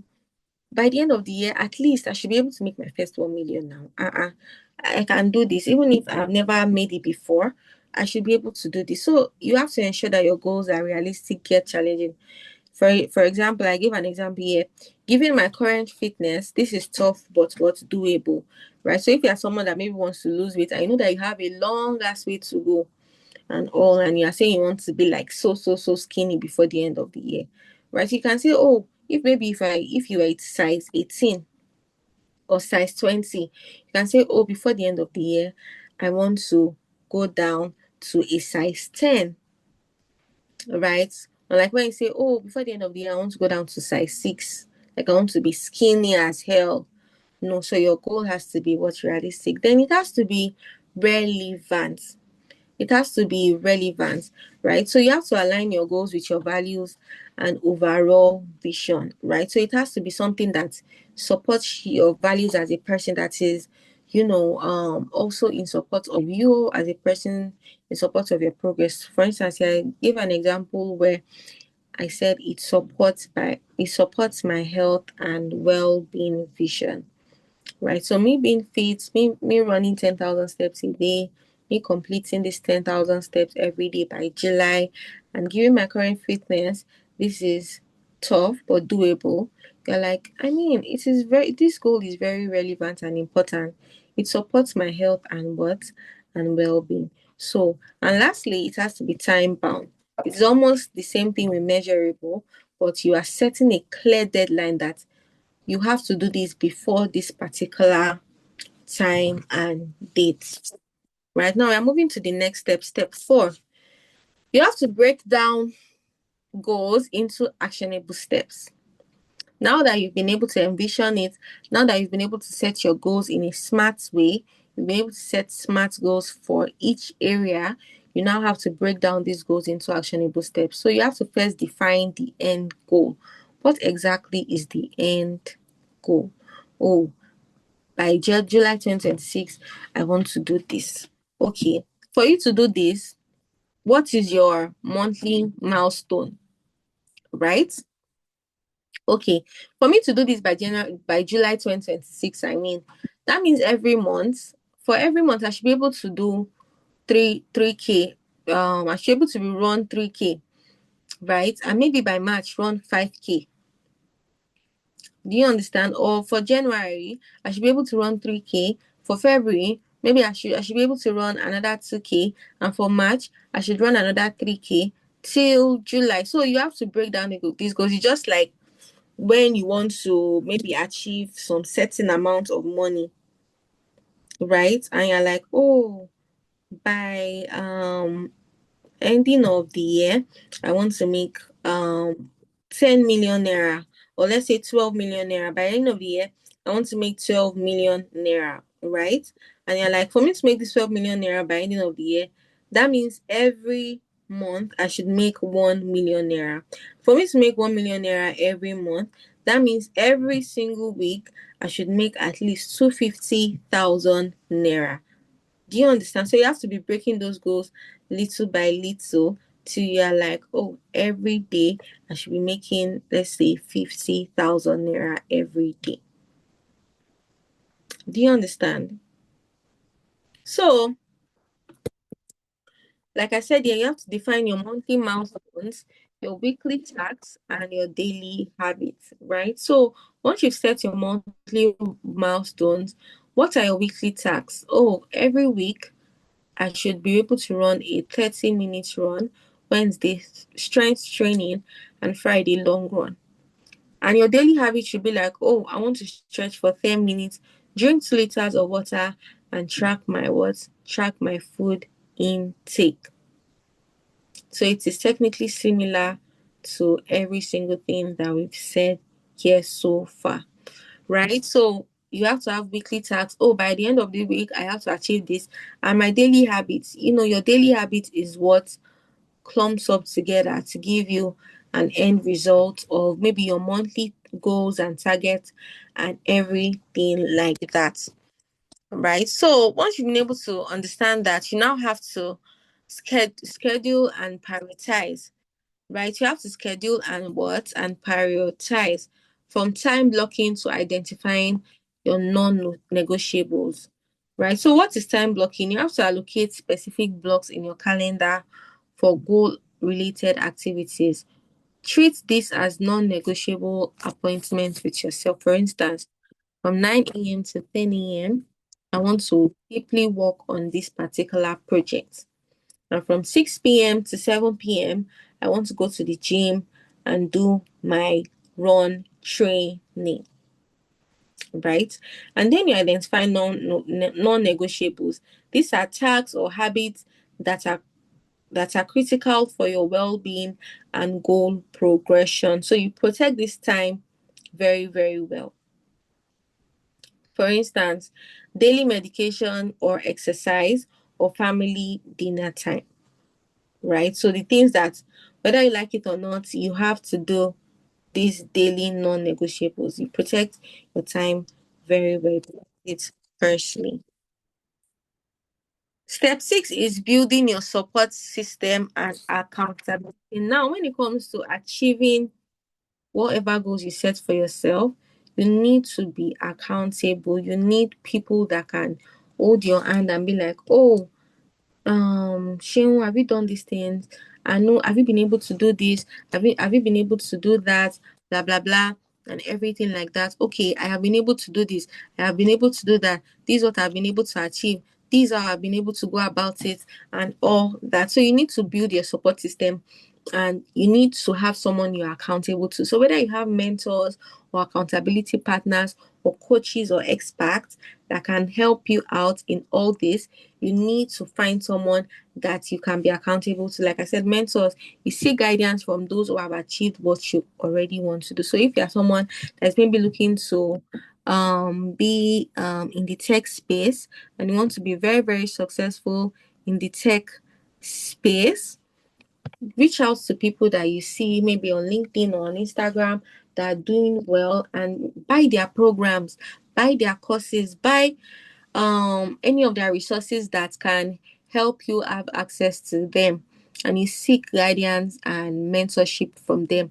Accountability partners, you can have an accountability partner, maybe someone in the same level as you or someone that wants to achieve the same thing as you do, and you schedule regular check-ins to share progress and what challenges. For example, weekly coffee with a friend to discuss your goals. So you can decide to go to the cafe with your friend. You'll be like, oh, this is what we've achieved today, this is how we've gone about it today, and what are the next steps of progress for you? How do you want to do this? How do you want to do that?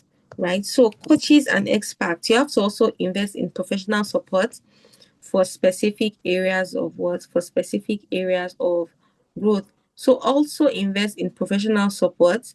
Like I said, almost the same thing as mentors, because of course you can't just meet someone and say, oh, please be my mentor. You have to have access to those people, right? So if it's that you're paying for their coaching, or you're paying for their program, or something that you can have access to them and all, you can also invest in that to get the professional support in specific areas of growth that you need for yourself. Please, I hope we understand, and I hope we are following and all that. All right. So now we are now moving to step 7. We're almost rounding up. Moving to step 7, where you adapt, review, and celebrate your progress. So you have to celebrate your progress. You have to track your progress. You have to also review your progress and also see how you can adapt, being flexible, right? So monthly review, you have to assess what is working, what is not, and make adjustments, because there are some things that you try out and you're like, for the past how many months this isn't working, what might be the problem? So you need to access what exactly is working and what is not, and you make the necessary adjustments to correct that. You also have to celebrate milestones. As much as you are acknowledging what is working and what is not, the little thing that you've achieved is very, very important to celebrate it. Lots of people take this celebrating milestones thing for granted. Most people think it's until you maybe achieve something so big that you celebrate it. No, celebrating your milestones will make you realize that, oh, you are getting somewhere, and it encourages you to understand that, oh yes, I am getting somewhere, I'm doing this. It encourages you to do more. It's just for instance, now if your goal is to grow your LinkedIn and you got to 100 followers and you celebrate that 100 followers, you'll be excited to get to the 200 followers so that you can celebrate again. Like, this celebrating milestones is very, very important, and this is one of the things that helped me this year. Any little thing I achieve, I'm always celebrating it. I don't even care if anybody says, oh, to me, you're always celebrating something. Yes, I will celebrate it, because it is going to encourage me to achieve more so that there can be more to celebrate. Right? Celebrating milestones is literally a strategy. People don't know. Most people think celebrating milestones is just, oh, you achieved this, celebrate. I am thrilled to announce, you people on LinkedIn, I am thrilled to announce, I am excited to announce, I am happy to announce that. No, that's not only what celebrating milestones is about. Celebrating milestones is a strategy that encourages you to continue moving on so that you can look forward to celebrating the next one, because it feels good celebrating milestones. I mean, people are congratulating you, of course, and when people are congratulating you, it feels good to be congratulated. Maybe someone is buying you stuff, and also you are looking forward to when next people will congratulate you. So it pushes you to do more, and it pushes you to maintain motivation. Right? So once you've celebrated milestone, you also have to be flexible too, right? You have to be flexible. Life happens. You have to adapt your plans without abandoning your vision. This still comes at monthly reviews. When you see that something is not working, but you are like rigid about like, whether it's working or not, let me shall do this thing, let me shall do this thing. And by the end of the year, you realize that you are meant to be flexible with how you want to achieve these things. Oh, something is not working. Okay, let me try this thing else. Oh, this strategy is not working. Let me try this one else. For instance, if you are looking to grow your LinkedIn and you're like, oh, I've been posting videos for a while and it's not really doing well. Let me try posting carousels. That's what being flexible means. So you're accessing what is working, what is not, and you're being flexible to changing what is not working so that you can achieve your goals. And once you've done that, it's important that you track your progress, right? So keep a journal or use an app to make sure that you monitor your journey. So this new year, it's important that you get a journal or you use an app to make sure that you are monitoring your journey. Like I said, you acknowledge your effort and small wins throughout the year to stay engaged and motivated. Consider a small reward for reaching a significant milestone, just such as maybe a weekend trip after completing your 10K. So reward yourself. I find it funny when people make jest of Gen Z's when maybe we achieved something, or we maybe we did something at work and we are going to buy Chicken Republic to celebrate, and they're like, and is every small thing you would celebrate? Yes, I will celebrate, because it's not easy. And me celebrating this thing is also encouraging me to look forward to when next I want to celebrate, because when next I want to celebrate, I'll go again to buy Chicken Republic to celebrate it. So that means more Chicken Republic for me, because I have a lot to celebrate. Do you understand? So it is very, very important. So from these four steps: adapting, reviewing, and celebrating your progress. If you don't take anything from what I said here, celebrating your milestone should be one of the things you take to understand that it is a strategy, because once you celebrate, you look forward to when next you'll be celebrated, and it encourages you to move further. Right? So to close for the day, you need to understand that your intentional 2026 kids, you need to understand your intentional 2026 and your key takeaways and next steps. So it's important that you are proactive, right? Take charge of the year by actively designing it. I mean, be obsessed. One thing about me, I will not rest. My mind will not rest until I achieve that thing. Like, I'm obsessed with that idea until I achieve it. So I'm always active. I want to do this thing. I want to do that thing. I want to do this thing. I want to do that thing. This is how I want to go about it. This is how I want to do it. I will not rest until I achieve that thing. So you have to be proactive. Then you have to also stay flexible, embrace adaptability. Your plan is a guide, not a rigid prison. So as much as you want to plan something, you need to understand that you have to be embrace adaptability. Okay, let me give you another quick example before we round up. I actually wanted to launch a community management agency before the end of the year, and I've already selected the name. In fact, I've already paid the brand identity designer for it. I've already reached out to the people that want to register the company and everything. But I now thought of it that managing growing or building a community management agency, is that what is of priority right now? Or should I do something different? Should I do something that has more impact in such a way that I can be known for it, can open me to more opportunities if I want to maybe further my education and all? It can help me with, application for further my education. That was what I was like, you know what? I've always um been impactful in one way or the other, been showing impact and all that.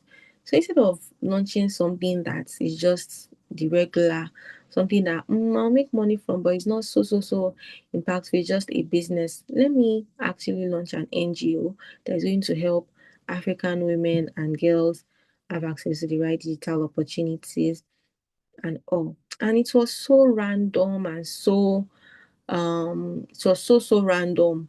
But when I thought about it, I was like, this is in such alignment, because I mean, if I think of the future and maybe I want to apply for masters or scholarship, and they're like, oh, what have you done for the society?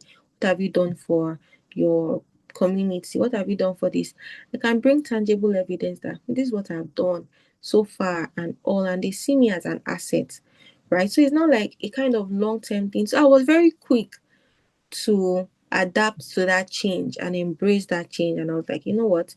By next year, I'm going to launch an NGO and all that. And even before, and it's so crazy because even before our launch, like, we're already doing so much. We are supporting business owners with funding. Lots of people are already supporting our dream. We've been able to grow our following on all platforms and all. And it's like, oh, this even makes so much sense because things are working out. Why? Because I'm staying flexible and embracing change, right? So you need to understand that your plan is a guide, not exactly a rigid prison. Then you also need to understand that you need to cultivate support.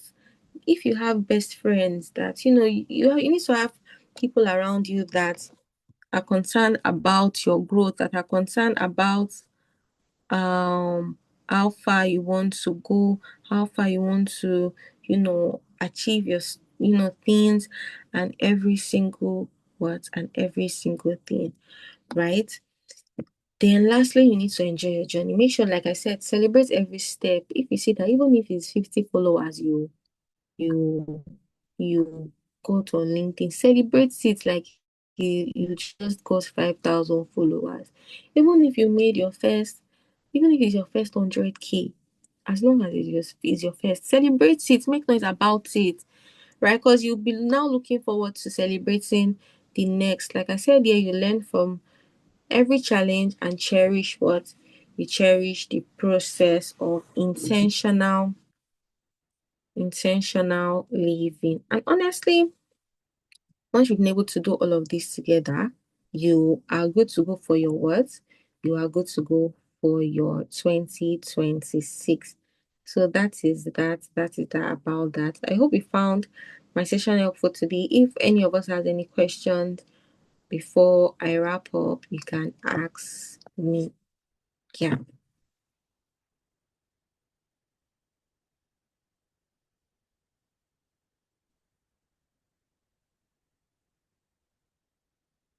Thank you, guys. Please, if you have questions, you can drop here. So Thank you so much, Tumilara.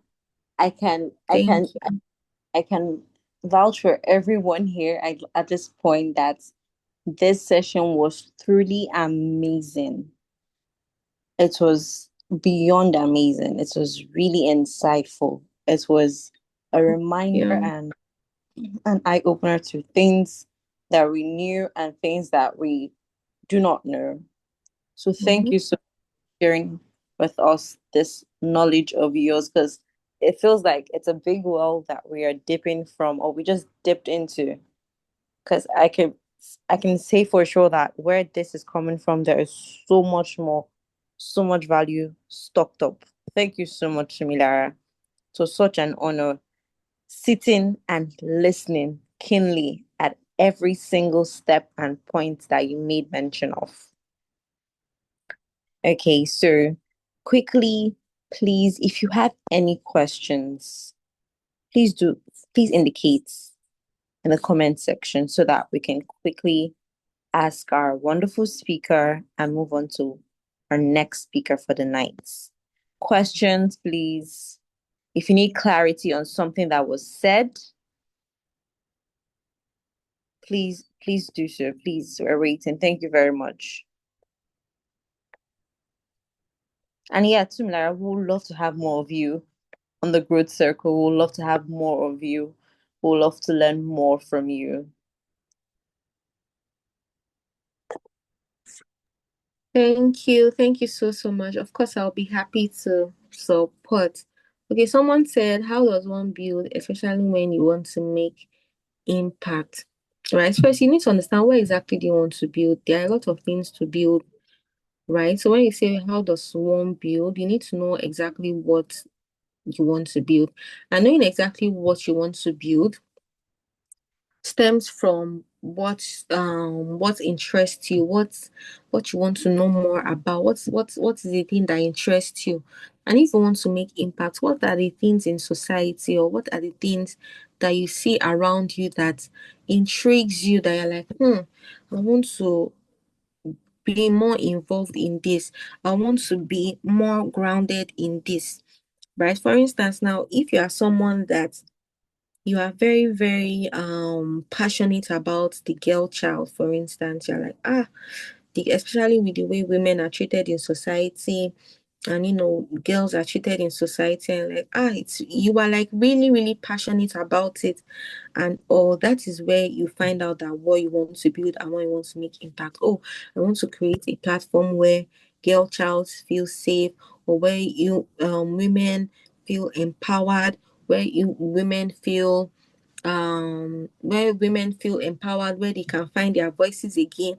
Or if you are someone that you are really your interest is really inclined with maybe single moms, for instance, they're like, single moms, why do society like to bash on single moms? Right? And like, no, I don't like it at all. We need to debunk this, we need to do this, we need to do that, we need to this and that. Right? So that is now where you can now say you want to build from and you want to create impact. For instance, now there is this lady I follow on Instagram, Financial Jennifer. I know most of us might be following her. She loves women and she loves the fact that women should be financially independent. They should be financially free.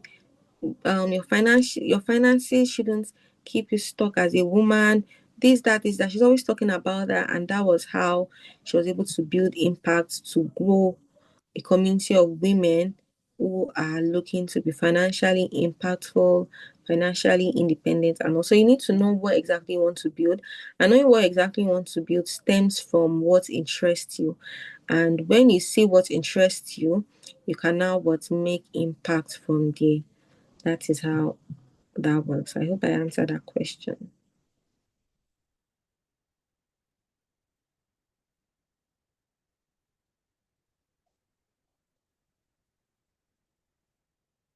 I hope I answered that question all right. Thank you. Thank you. Do we have any more questions?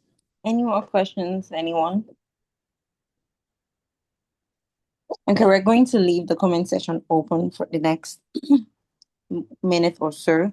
Please, if you have any question or you need clarity concerning something that you're a bit confused about, please do well to type it in the comment section, and she's ready to answer our questions to the best of her knowledge.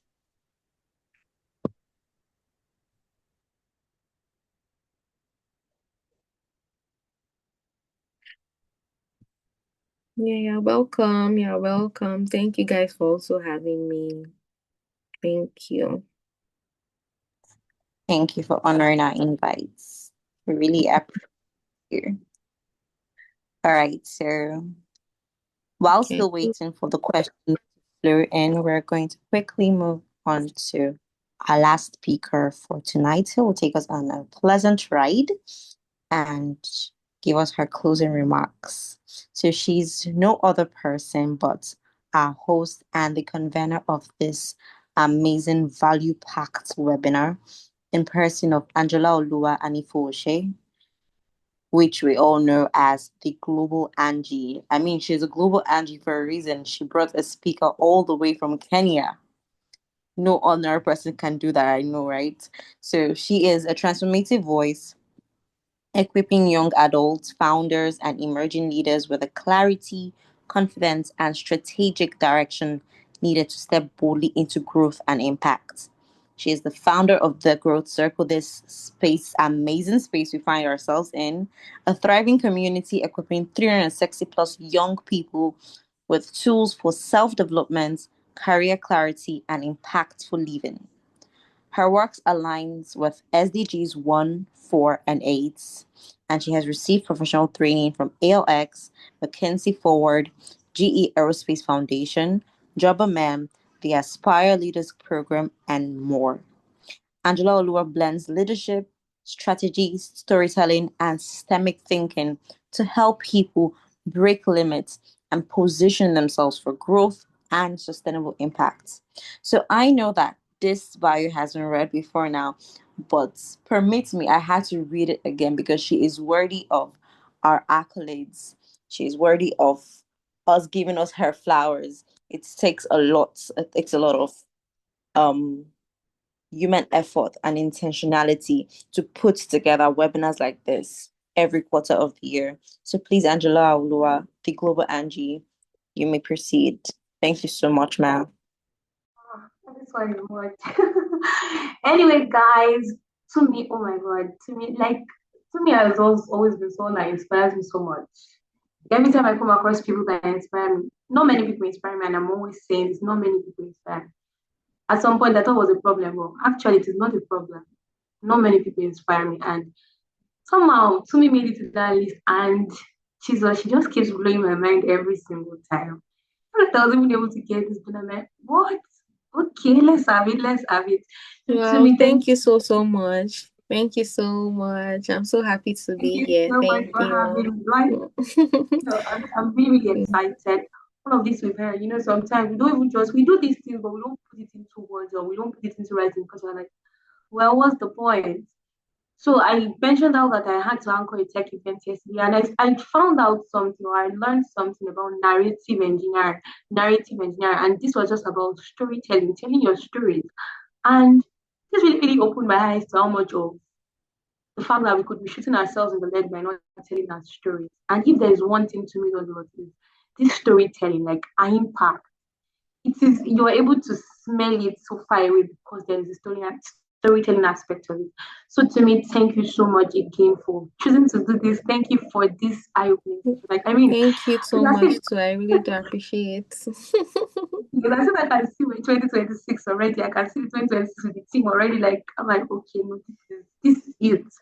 So thank you so much. So basically, I'm just going to be wrapping up on all that has been said so far. I'm going to be talking about clarity, mindset, reset, and building our 2026. It's nothing much, like I said, we're wrapping up. But I'm just going to tie everything that has been said back to the fact that for us to do anything in the first place, we need what is called clarity. And clarity, most people get stuck because they're like, oh, I'm waiting for clarity to happen. I'm waiting for this to come. I just need to know. I need to have everything figured out. I was reading Tumi's story, like the carousel she made, the story, picture style carousel she made.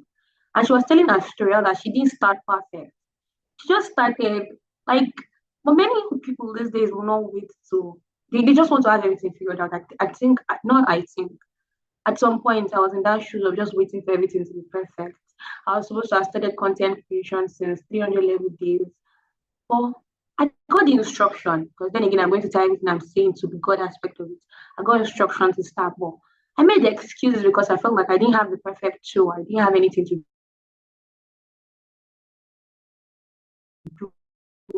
And I had instructions, I had taught to it. I lost that part of me, lost that assignment because it was for a season. So I moved on from there. So many of us are waiting for clarity to happen, we're waiting for that big haha moment to just happen. Whereas it would not happen. It's something that you have to take the first step for, because clarity is an unraveling process. It is a process. It is not something that comes once.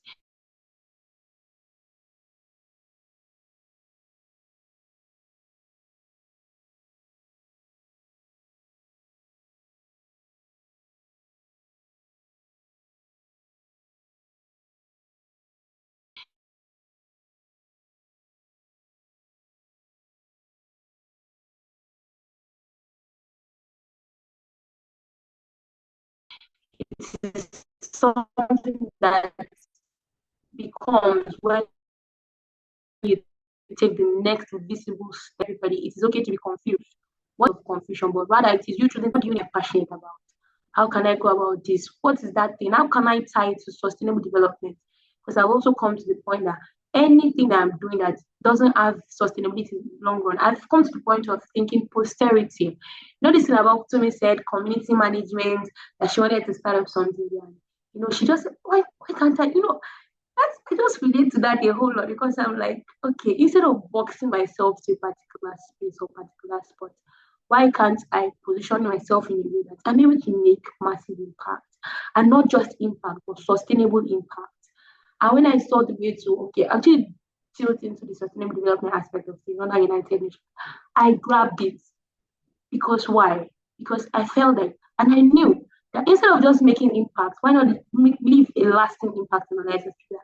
Even if they don't recognize it yet, you've been able to sow a seed in their lives, and this seed will germinate and bear forth fruits that will remain. So what am I trying to say? I'm going to tie everything that I'm saying back to the God factor of it. For you to build your brand boldly online, for you to even intentionally set up your 2026. You need to know what God is saying about your life. What has God said about you? What did He ordain for you? Because let me tell you, you're not a mistake. You were not created by mistake. You're not an afterthought. God had a thought before creating you. Before He formed you are always the things. It was what He said. Before He formed you, He chose you, He ordained you. Before you even loved Him, He loved you. So imagine he didn't bring you here just to fill space. He brought you here to fulfill a mandate. So there is something over your life. And for you to even start having clarity, because clarity is just like a basic step. For you to have that clarity, there has to be a vision. You heard how that Tumi said she manifested things. She had the big picture. She had been able to see far. You need to have the ability to see far. You need to have vision. And vision is the mental picture of your desired future. If you cannot see this, what then are you needing clarity for? Because you won't even know what next to do. Because, like I said, it is choosing to take the next visible step. So now there's a big picture. Because if there's no big picture, you're just going to be dabbling up and down. But how would you have a big picture if you don't know the mind of the creator for your life? And I always try to tell people it is better to do life with God. It's better to do adulting with God. Because how would you do these things? How would you even make the right choice? How would you know you're making the right choice or making the right decisions if you're not being led, if you're not allowing yourself to be led? Like, his words are literally a light to your path and a lamp unto your feet. So nobody should have to do adulting that way. Like, I've literally seen God come through over and over again. Just his words in times are trying, and I'm like, okay, God, you said this about me. I'm going to hold on to this that you have said. And because of those things you have said, I keep pushing, I keep walking. Even recently I learned something because I think I started to do things on my own without regarding God. And then it taught me a lesson. So this now moves me on to the mindset aspect of it. You need to reset your mindset. So instead of saying, oh, because something bad is happening to me at this point, that means this is bad. Move from a fixed mindset over to a growth mindset. And instead of thinking, okay, this is it, that means nothing can work about this. This is either this or this. If it is not this, nothing works. So instead of operating from that point, you need to have a mindset that allows God to alter your plans. Like Tumi said, be flexible. So yes, this is you allowing God to alter your plan. No, don't do this anymore. Okay, yes, I said this, but I'm not saying this correctly. And when we need to understand that what God said to get you started on the journey. I've had several pivotal moments just moving. I've had several times I've had to pivot just by moving with God. Because what He said to get you started is not necessarily what He's saying to keep you going. If you're going to walk and walk rightly, He's speaking every single time, by time and by season.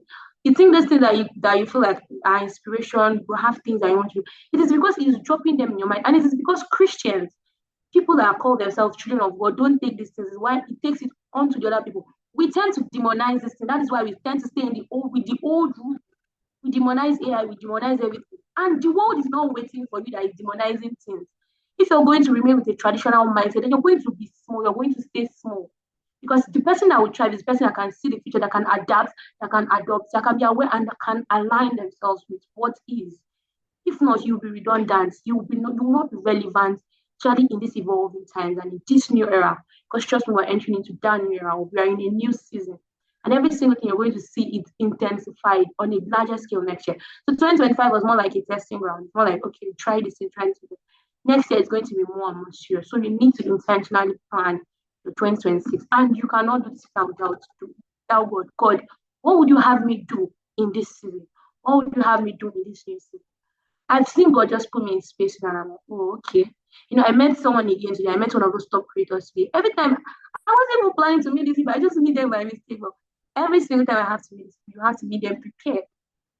Because if you're not prepared, you will lose out on opportunities. So how can you start with God? How can you do the things you need to do with God? Because doing it with God, there's a point you'll get to, you'll be tired.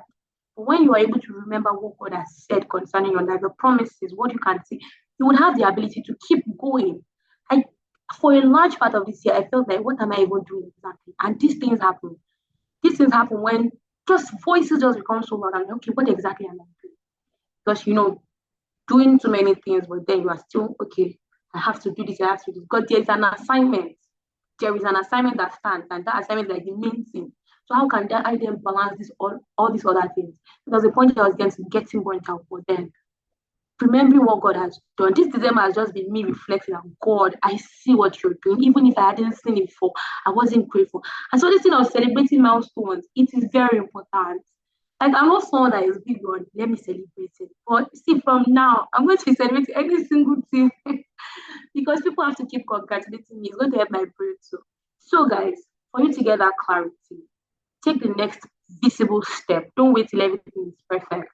For you to step into the new era, observe your environment, introspect, be of value, offer value, we talk about how that networking, I want to meet people. You're staying inside your house. You're not trying to reach out to people. You're expecting everything to fall in your lap. Be intentional. All of this we've heard, all of this showing boldly online, designing your 2020, it tends to you being intentional. It is the intentional man that will thrive. It is not about the rich people or the powerful, but those that can adopt and collaborate with the intelligent systems that will thrive in this new system. So, guys, that's just what I'm going to say. And mindset is said is non-negotiable. If you're going to move, you have to move on from being a small-minded person to be a global-minded person. Don't think small. Don't think about you alone. When you're thinking about you alone, you are thinking in a small-minded way. Think about how you can make impact. And not just any form of impact, because people will say, oh, because there's the one is no poverty, they'll think that, okay, when I give somebody money, I've made an impact. No, bro, you've not made any impact. You've created a system where these people will keep coming back for what you have to offer, for the money you will give them. Why can't you create systems and structure that will put it in that, okay, instead of me giving this person fish, why not let me teach this person to fish? Because growth is more beautiful when it is done together. And that is the mandate upon which a growth circle stand in the first instance. So, guys, if you're not going to outgrow the old mindset you have, your future will never outgrow that mindset. If you have the mindset of, oh, success means I buy my house, I buy my car, I marry right, I feed my children, I feed my family. See that your future will not outgrow that mindset. But when you start to think beyond you, when you start to think partnership with God, you see how that will be best, because it is that is in partnership with God that will be best. So another thing about that we need to know is that if you don't have the right mindset, you can have the best plans, you can have everything in place. See, you can be delusional even about your goals. You will sabotage them if you don't have the right mindset. You will keep sabotaging this with self-sabotaging habits. Habits are draining because you've not had that mind. You need to renew your mind consistently. So every new season we enter demands a new mindset. So what mindset are you dropping? I had some questions earlier while we started, and I really, really need us to go back to these questions and ask ourselves, will I be relevant in this new era? What do I need to do to be relevant in this new era? So, guys, be bold, be courageous, be audacious. Only the audacious that can step into rooms, because as much as possible, the room you deserve to be in the room that other people are in. You deserve to be in the room that powerful people are in. And when you're thinking about your future, you're thinking about how you'll be part of those making policies, how you're going to be part of those great leaders. You're able to think beyond now. You're able to think beyond you. You're able to think beyond your current realities. You're able to think beyond your immediate environment. Even when it is not looking at you, you're building capacity. You're doing things. Like, build capacity. Because our future is not waiting for the small youth, it's waiting for the youth that has built capacity.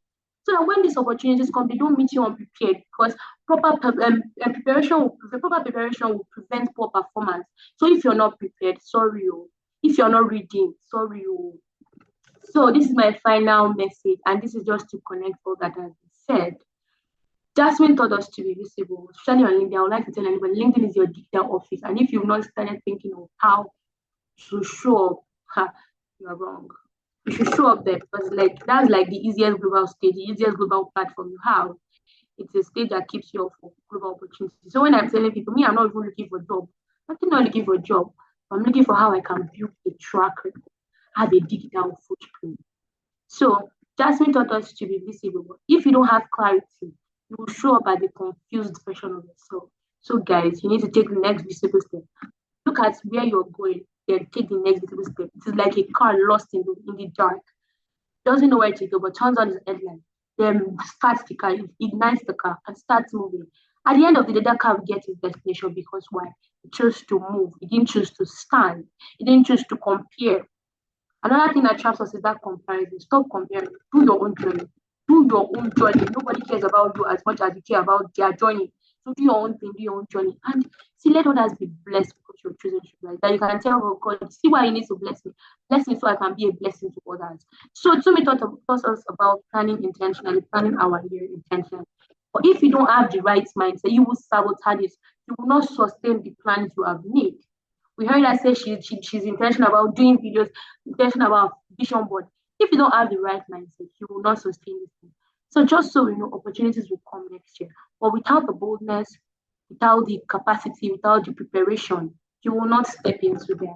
So the new era is not a prophecy. It is a decision you have to make. And tonight, clarity, mindset, and courage will position you for everything that 2026 has for you. So this is it. We've come to the end. Not really there because Clarissa also have to say something to introduce growth circle to us. So this is we've come to a very great spot at the new era. So guys, welcome to your new era.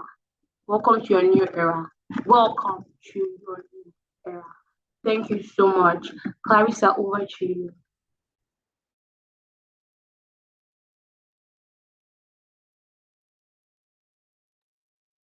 Could you please keep talking, Global Angie? I don't think I've gotten enough. I feel like this session is too short, and I do not want to believe I'm the only one on this table. I would love you to keep talking because I know how much value you dish out every single time you are on the speakers forum. So please keep talking. But since you've come to the end, we've got to accept it that way. Yes, we have to accept it. But definitely we would love to see and hear more of you, more of what you have to say. Because I don't think there's anybody who comes in contact with the global Angie who at least holds a single conversation and doesn't have a mindset shift. This is me talking from a personal point of view. I'm not supposed to go personal, but I just have to put that. I don't think there's anyone who has one conversation. It might be as short as 2 minutes, and you do not leave with something. So thank you so much. Thank you for being intentional. Thank you for listening. Thank you for doing. Thank you for this community. I mean, it takes a lot. I can tell it takes a lot from planning, from reaching out to speakers, from organizing, to actually holding an event, even if it's an online one. It takes a lot. Follow up every single thing. So God bless you. Thank you for sharing with us out of your pool of wisdom. We really appreciate. So we're going to, dive into something really quick. It's still in the works, but we're all one here, I guess. I believe and I hope. So the TGC will be having a little something for this year, like to wrap up this year. We've had different webinars this year, and I can tell you that each one has been a hit back to back to back.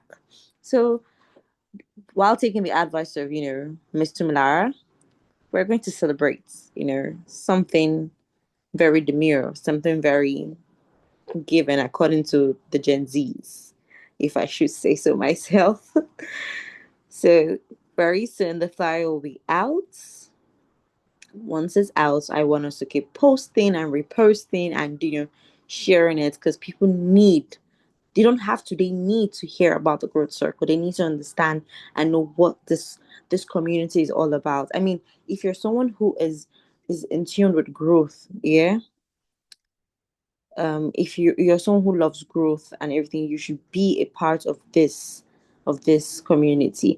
And so just a quick one, the get together in quotes, I'm not going to go into details, but because I have to, yeah, we're going to have a lot of fun activities. We're going to have games, giveaways, and we'll also be recognizing top members, yeah. It's just a way to blow off the steam. I don't know how many of you feel like, this year, 2025, has been a lot, but in all, God has been beyond faithful. So we actually have a very good cause to celebrate. We're celebrating the milestone that 2025 is, or at that point was, for us as a community. And we'll love each and every one of you who, especially for those who are based in the city of Abuja, to be a part of it. Once the flyer is out, we will post it and we would like you to do your due diligence of reposting and, let the world hear of the good things we're experiencing here. So that's basically it. Any question? If you have questions, you need clarity, you're seeking guidance, from our last speaker or even from our previous speakers, please do well too. type it in the comment section. I'm just going to give a minute or two for that so that we can quickly wrap up for the night. Yes, please, you should anticipate because this year's hangout is going to be amazing.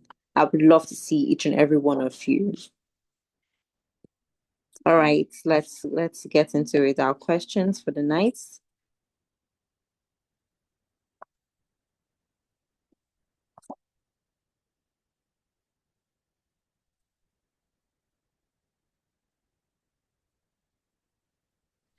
Good evening, everyone. I don't Good evening, Chidarazuke.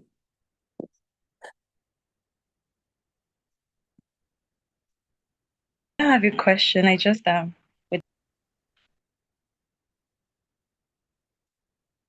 Okay, please go ahead. And your mic is currently muted, so please unmute so we can hear you.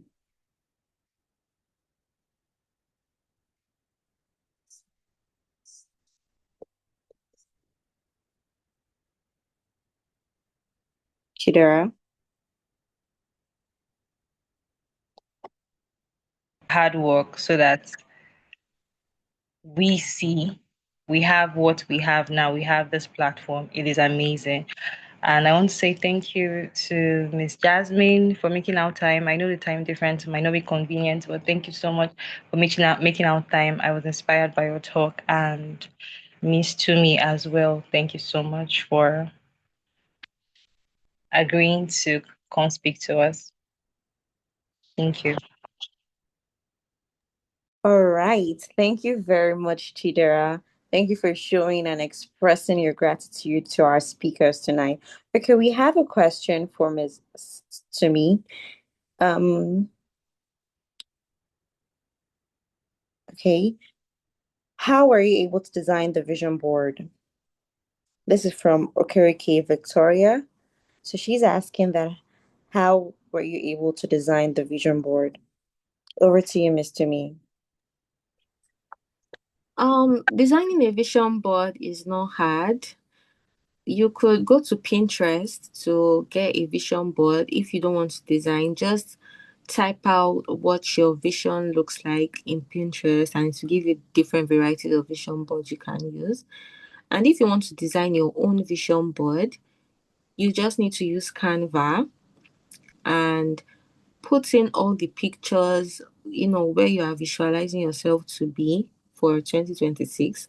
Put everything together and put the pictures together in one place. Like do like a kind of collage for the pictures in one place in Canva. It's not hard at all, right? So it's either you can go to Pinterest, search for what you are visualizing for yourself for 2026 and include it there, or you go to Canva, get the pictures you want to get or where you are visualizing yourself to be and do a collage of the pictures together and you are good to go.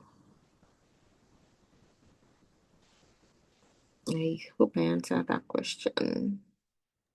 All right. Thank you very much, Miss Tumi.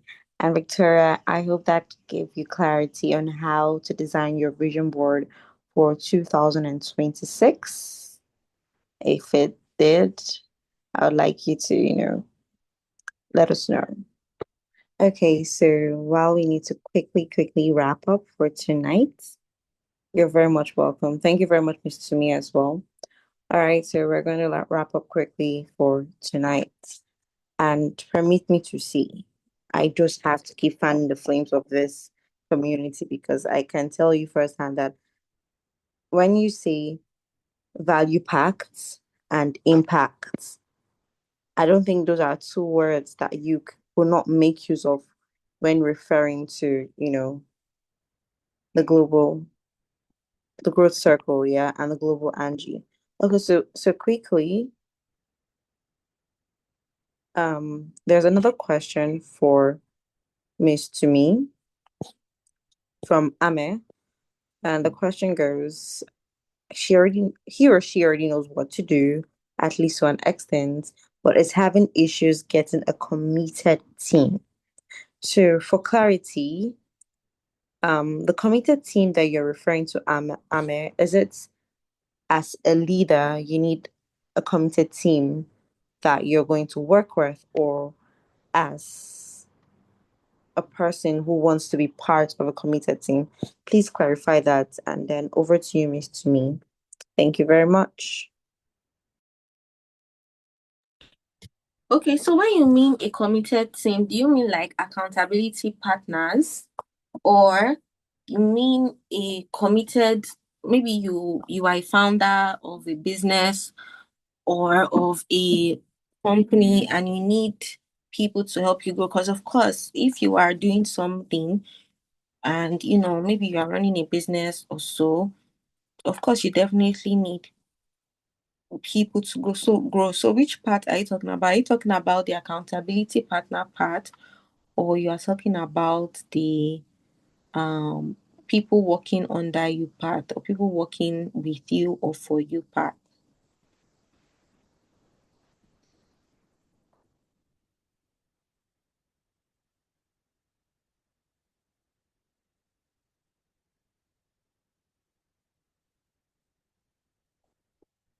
Okay, I'm not getting a response, but just let me put, if it is a case where you have people working under you, let's say like a team, you have like maybe a team of, you have someone like your personal assistant, virtual assistant, social media manager, and all that, right?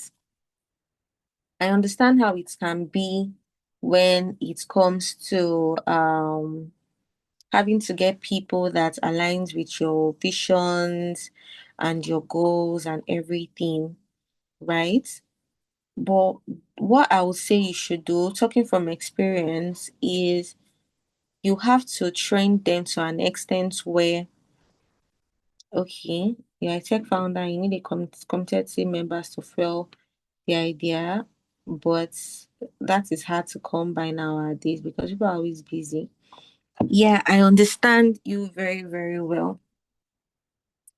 Right? I understand you very, very well. And you have to, of course, you've acknowledged the fact that it is very difficult to find people that aligns with your same vision and everything like that. And I am not an expert in HR or recruitment or anything like that. But one thing I'll just advise is, if you are someone that you are looking for people that have like your same vision and all, I personally would not advise for you to look for experts or look for people that are very well known for what they do well and all that, because they would have their own stuff that they are doing, and like you said, they would be busy because everybody knows that they are good at this and all. I think that's a mistake a lot of startups make, especially when they are growing. I always advise startups that you recruit people who are also beginners, so that all of you can grow together, right? So that all of you can grow together. That is honestly the best thing to do, especially if you're a startup, right? And you know that you are a startup, you're managing resources. It's not like you are like a very big tech company that can afford to pay maybe a project manager like up to $7,000 for a project and all. If you are someone that is just growing, you're someone that is just, starting up and everything, also look for people that are also growing, people that are also learning. That was one of the things I did for myself, and honestly I do not regret it. Every single person that works with me, every single person that works with my brand, when I hired all of them, I have like 3 to 4 people on my team. When I hired all of them, I hired them. In fact, I am the first person they are working with. My virtual assistant, I'm the first person she's working with. Community manager, I'm the first person she's working with. Everybody, even my personal assistant, I'm the first person she's working with. And I did this because I understand the importance of growth. I didn't go and hire somebody that maybe has worked with a lot of people or has worked with numerous tech numerous people and all that, right? Because they would come at a higher price and all that. And aside from the fact that they would come at a higher cost to like consistently pay them salaries and all, they would also have other responsibilities too. So they might not really focus on you. They might not put your attention on you.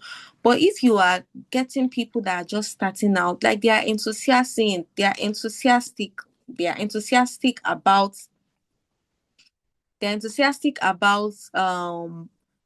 working with you and all. They also want to learn while working. They want to, you know, correct their mistakes, and they want to also grow too. So that's my number one tip for you. And like she said here that you show workings, you develop your vision with what you have now. People like to associate with success. That's another thing, yes.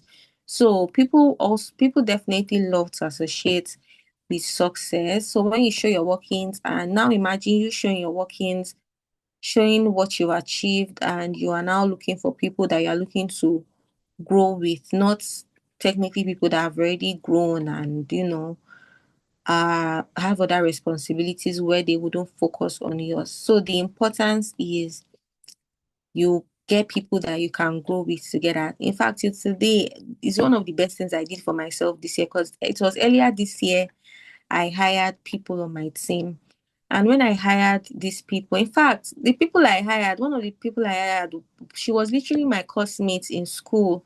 Like we were both in the same department. We were not even that close like that.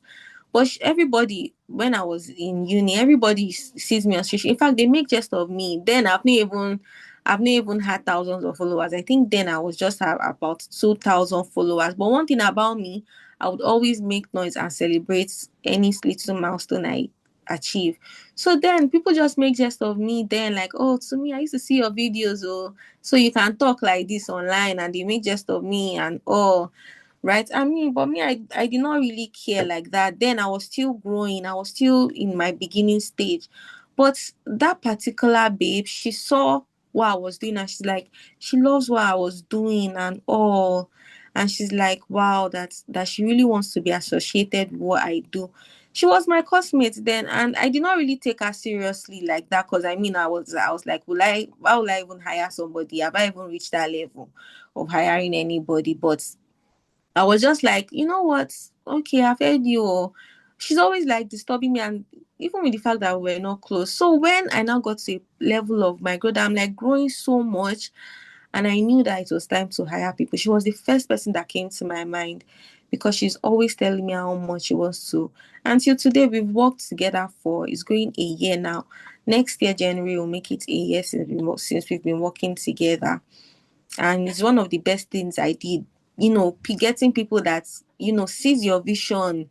They want to grow with you. They want to, even if, and she did not have any experience, but she understood the vision. She understood my values, and she understood the vision. She understood my values, and because of this, in fact, when I hired her, like, she was so happy. I've never seen somebody that happy before. She even thought maybe I was not going to pay her for what she was doing, because she is growing and all. But when I told her that I was going to pay her salary in six figures, she was like, "What? That am I serious?" Like, she was crying, and I'm like, she was so happy. And till now, she's always very, very happy and all about it, and we still work together till today. So my advice for you would be that get people that are willing to grow with, that you are willing to grow with, and that are willing to grow with you. They don't need to have experience. They can learn on the job. If like me now, when I see that my assistant is doing something that does not make sense, I'll call out that, babe, you're not meant to do this thing, no. Like, this is not what we are meant to do and all. And she sits up and she's like, oh, I'm so sorry, I've learned. And she becomes a better person. Do you understand? So that would be my advice for you for that. Yeah.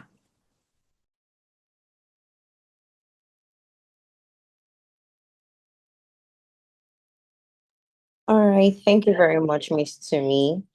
And I hope that has given you clarity on what you were asking for. Okay, so quickly, we have come to the end of tonight's webinar. I know we want to stay more and listen more, but like everything in life, even the good things come to an end. But let's say a pause or a break because more webinars like this will definitely be coming up. So please stay tuned if I should say so. So, on behalf of the organizing team, I want to say a heartfelt thank you to everyone who joined us today. A special thank you to our speakers for sharing such valuable insights. I know we were taking notes with our phones, with our notepads, things that we'll get to reflect on later on, and not just reflecting on, but taking actions, visible actions, if you know what I mean. So, and to our beloved participants, thank you for your engagement. Thank you for your time. Thank you for asking questions that, you needed clarity on. We appreciate you and we look forward to seeing you at our next webinar. So, enjoy the rest of the evening. Until next time, stay inspired and stay connected and be of value. Have a good night, everyone. Once again, I remain Pepper Clarissa. Thank you.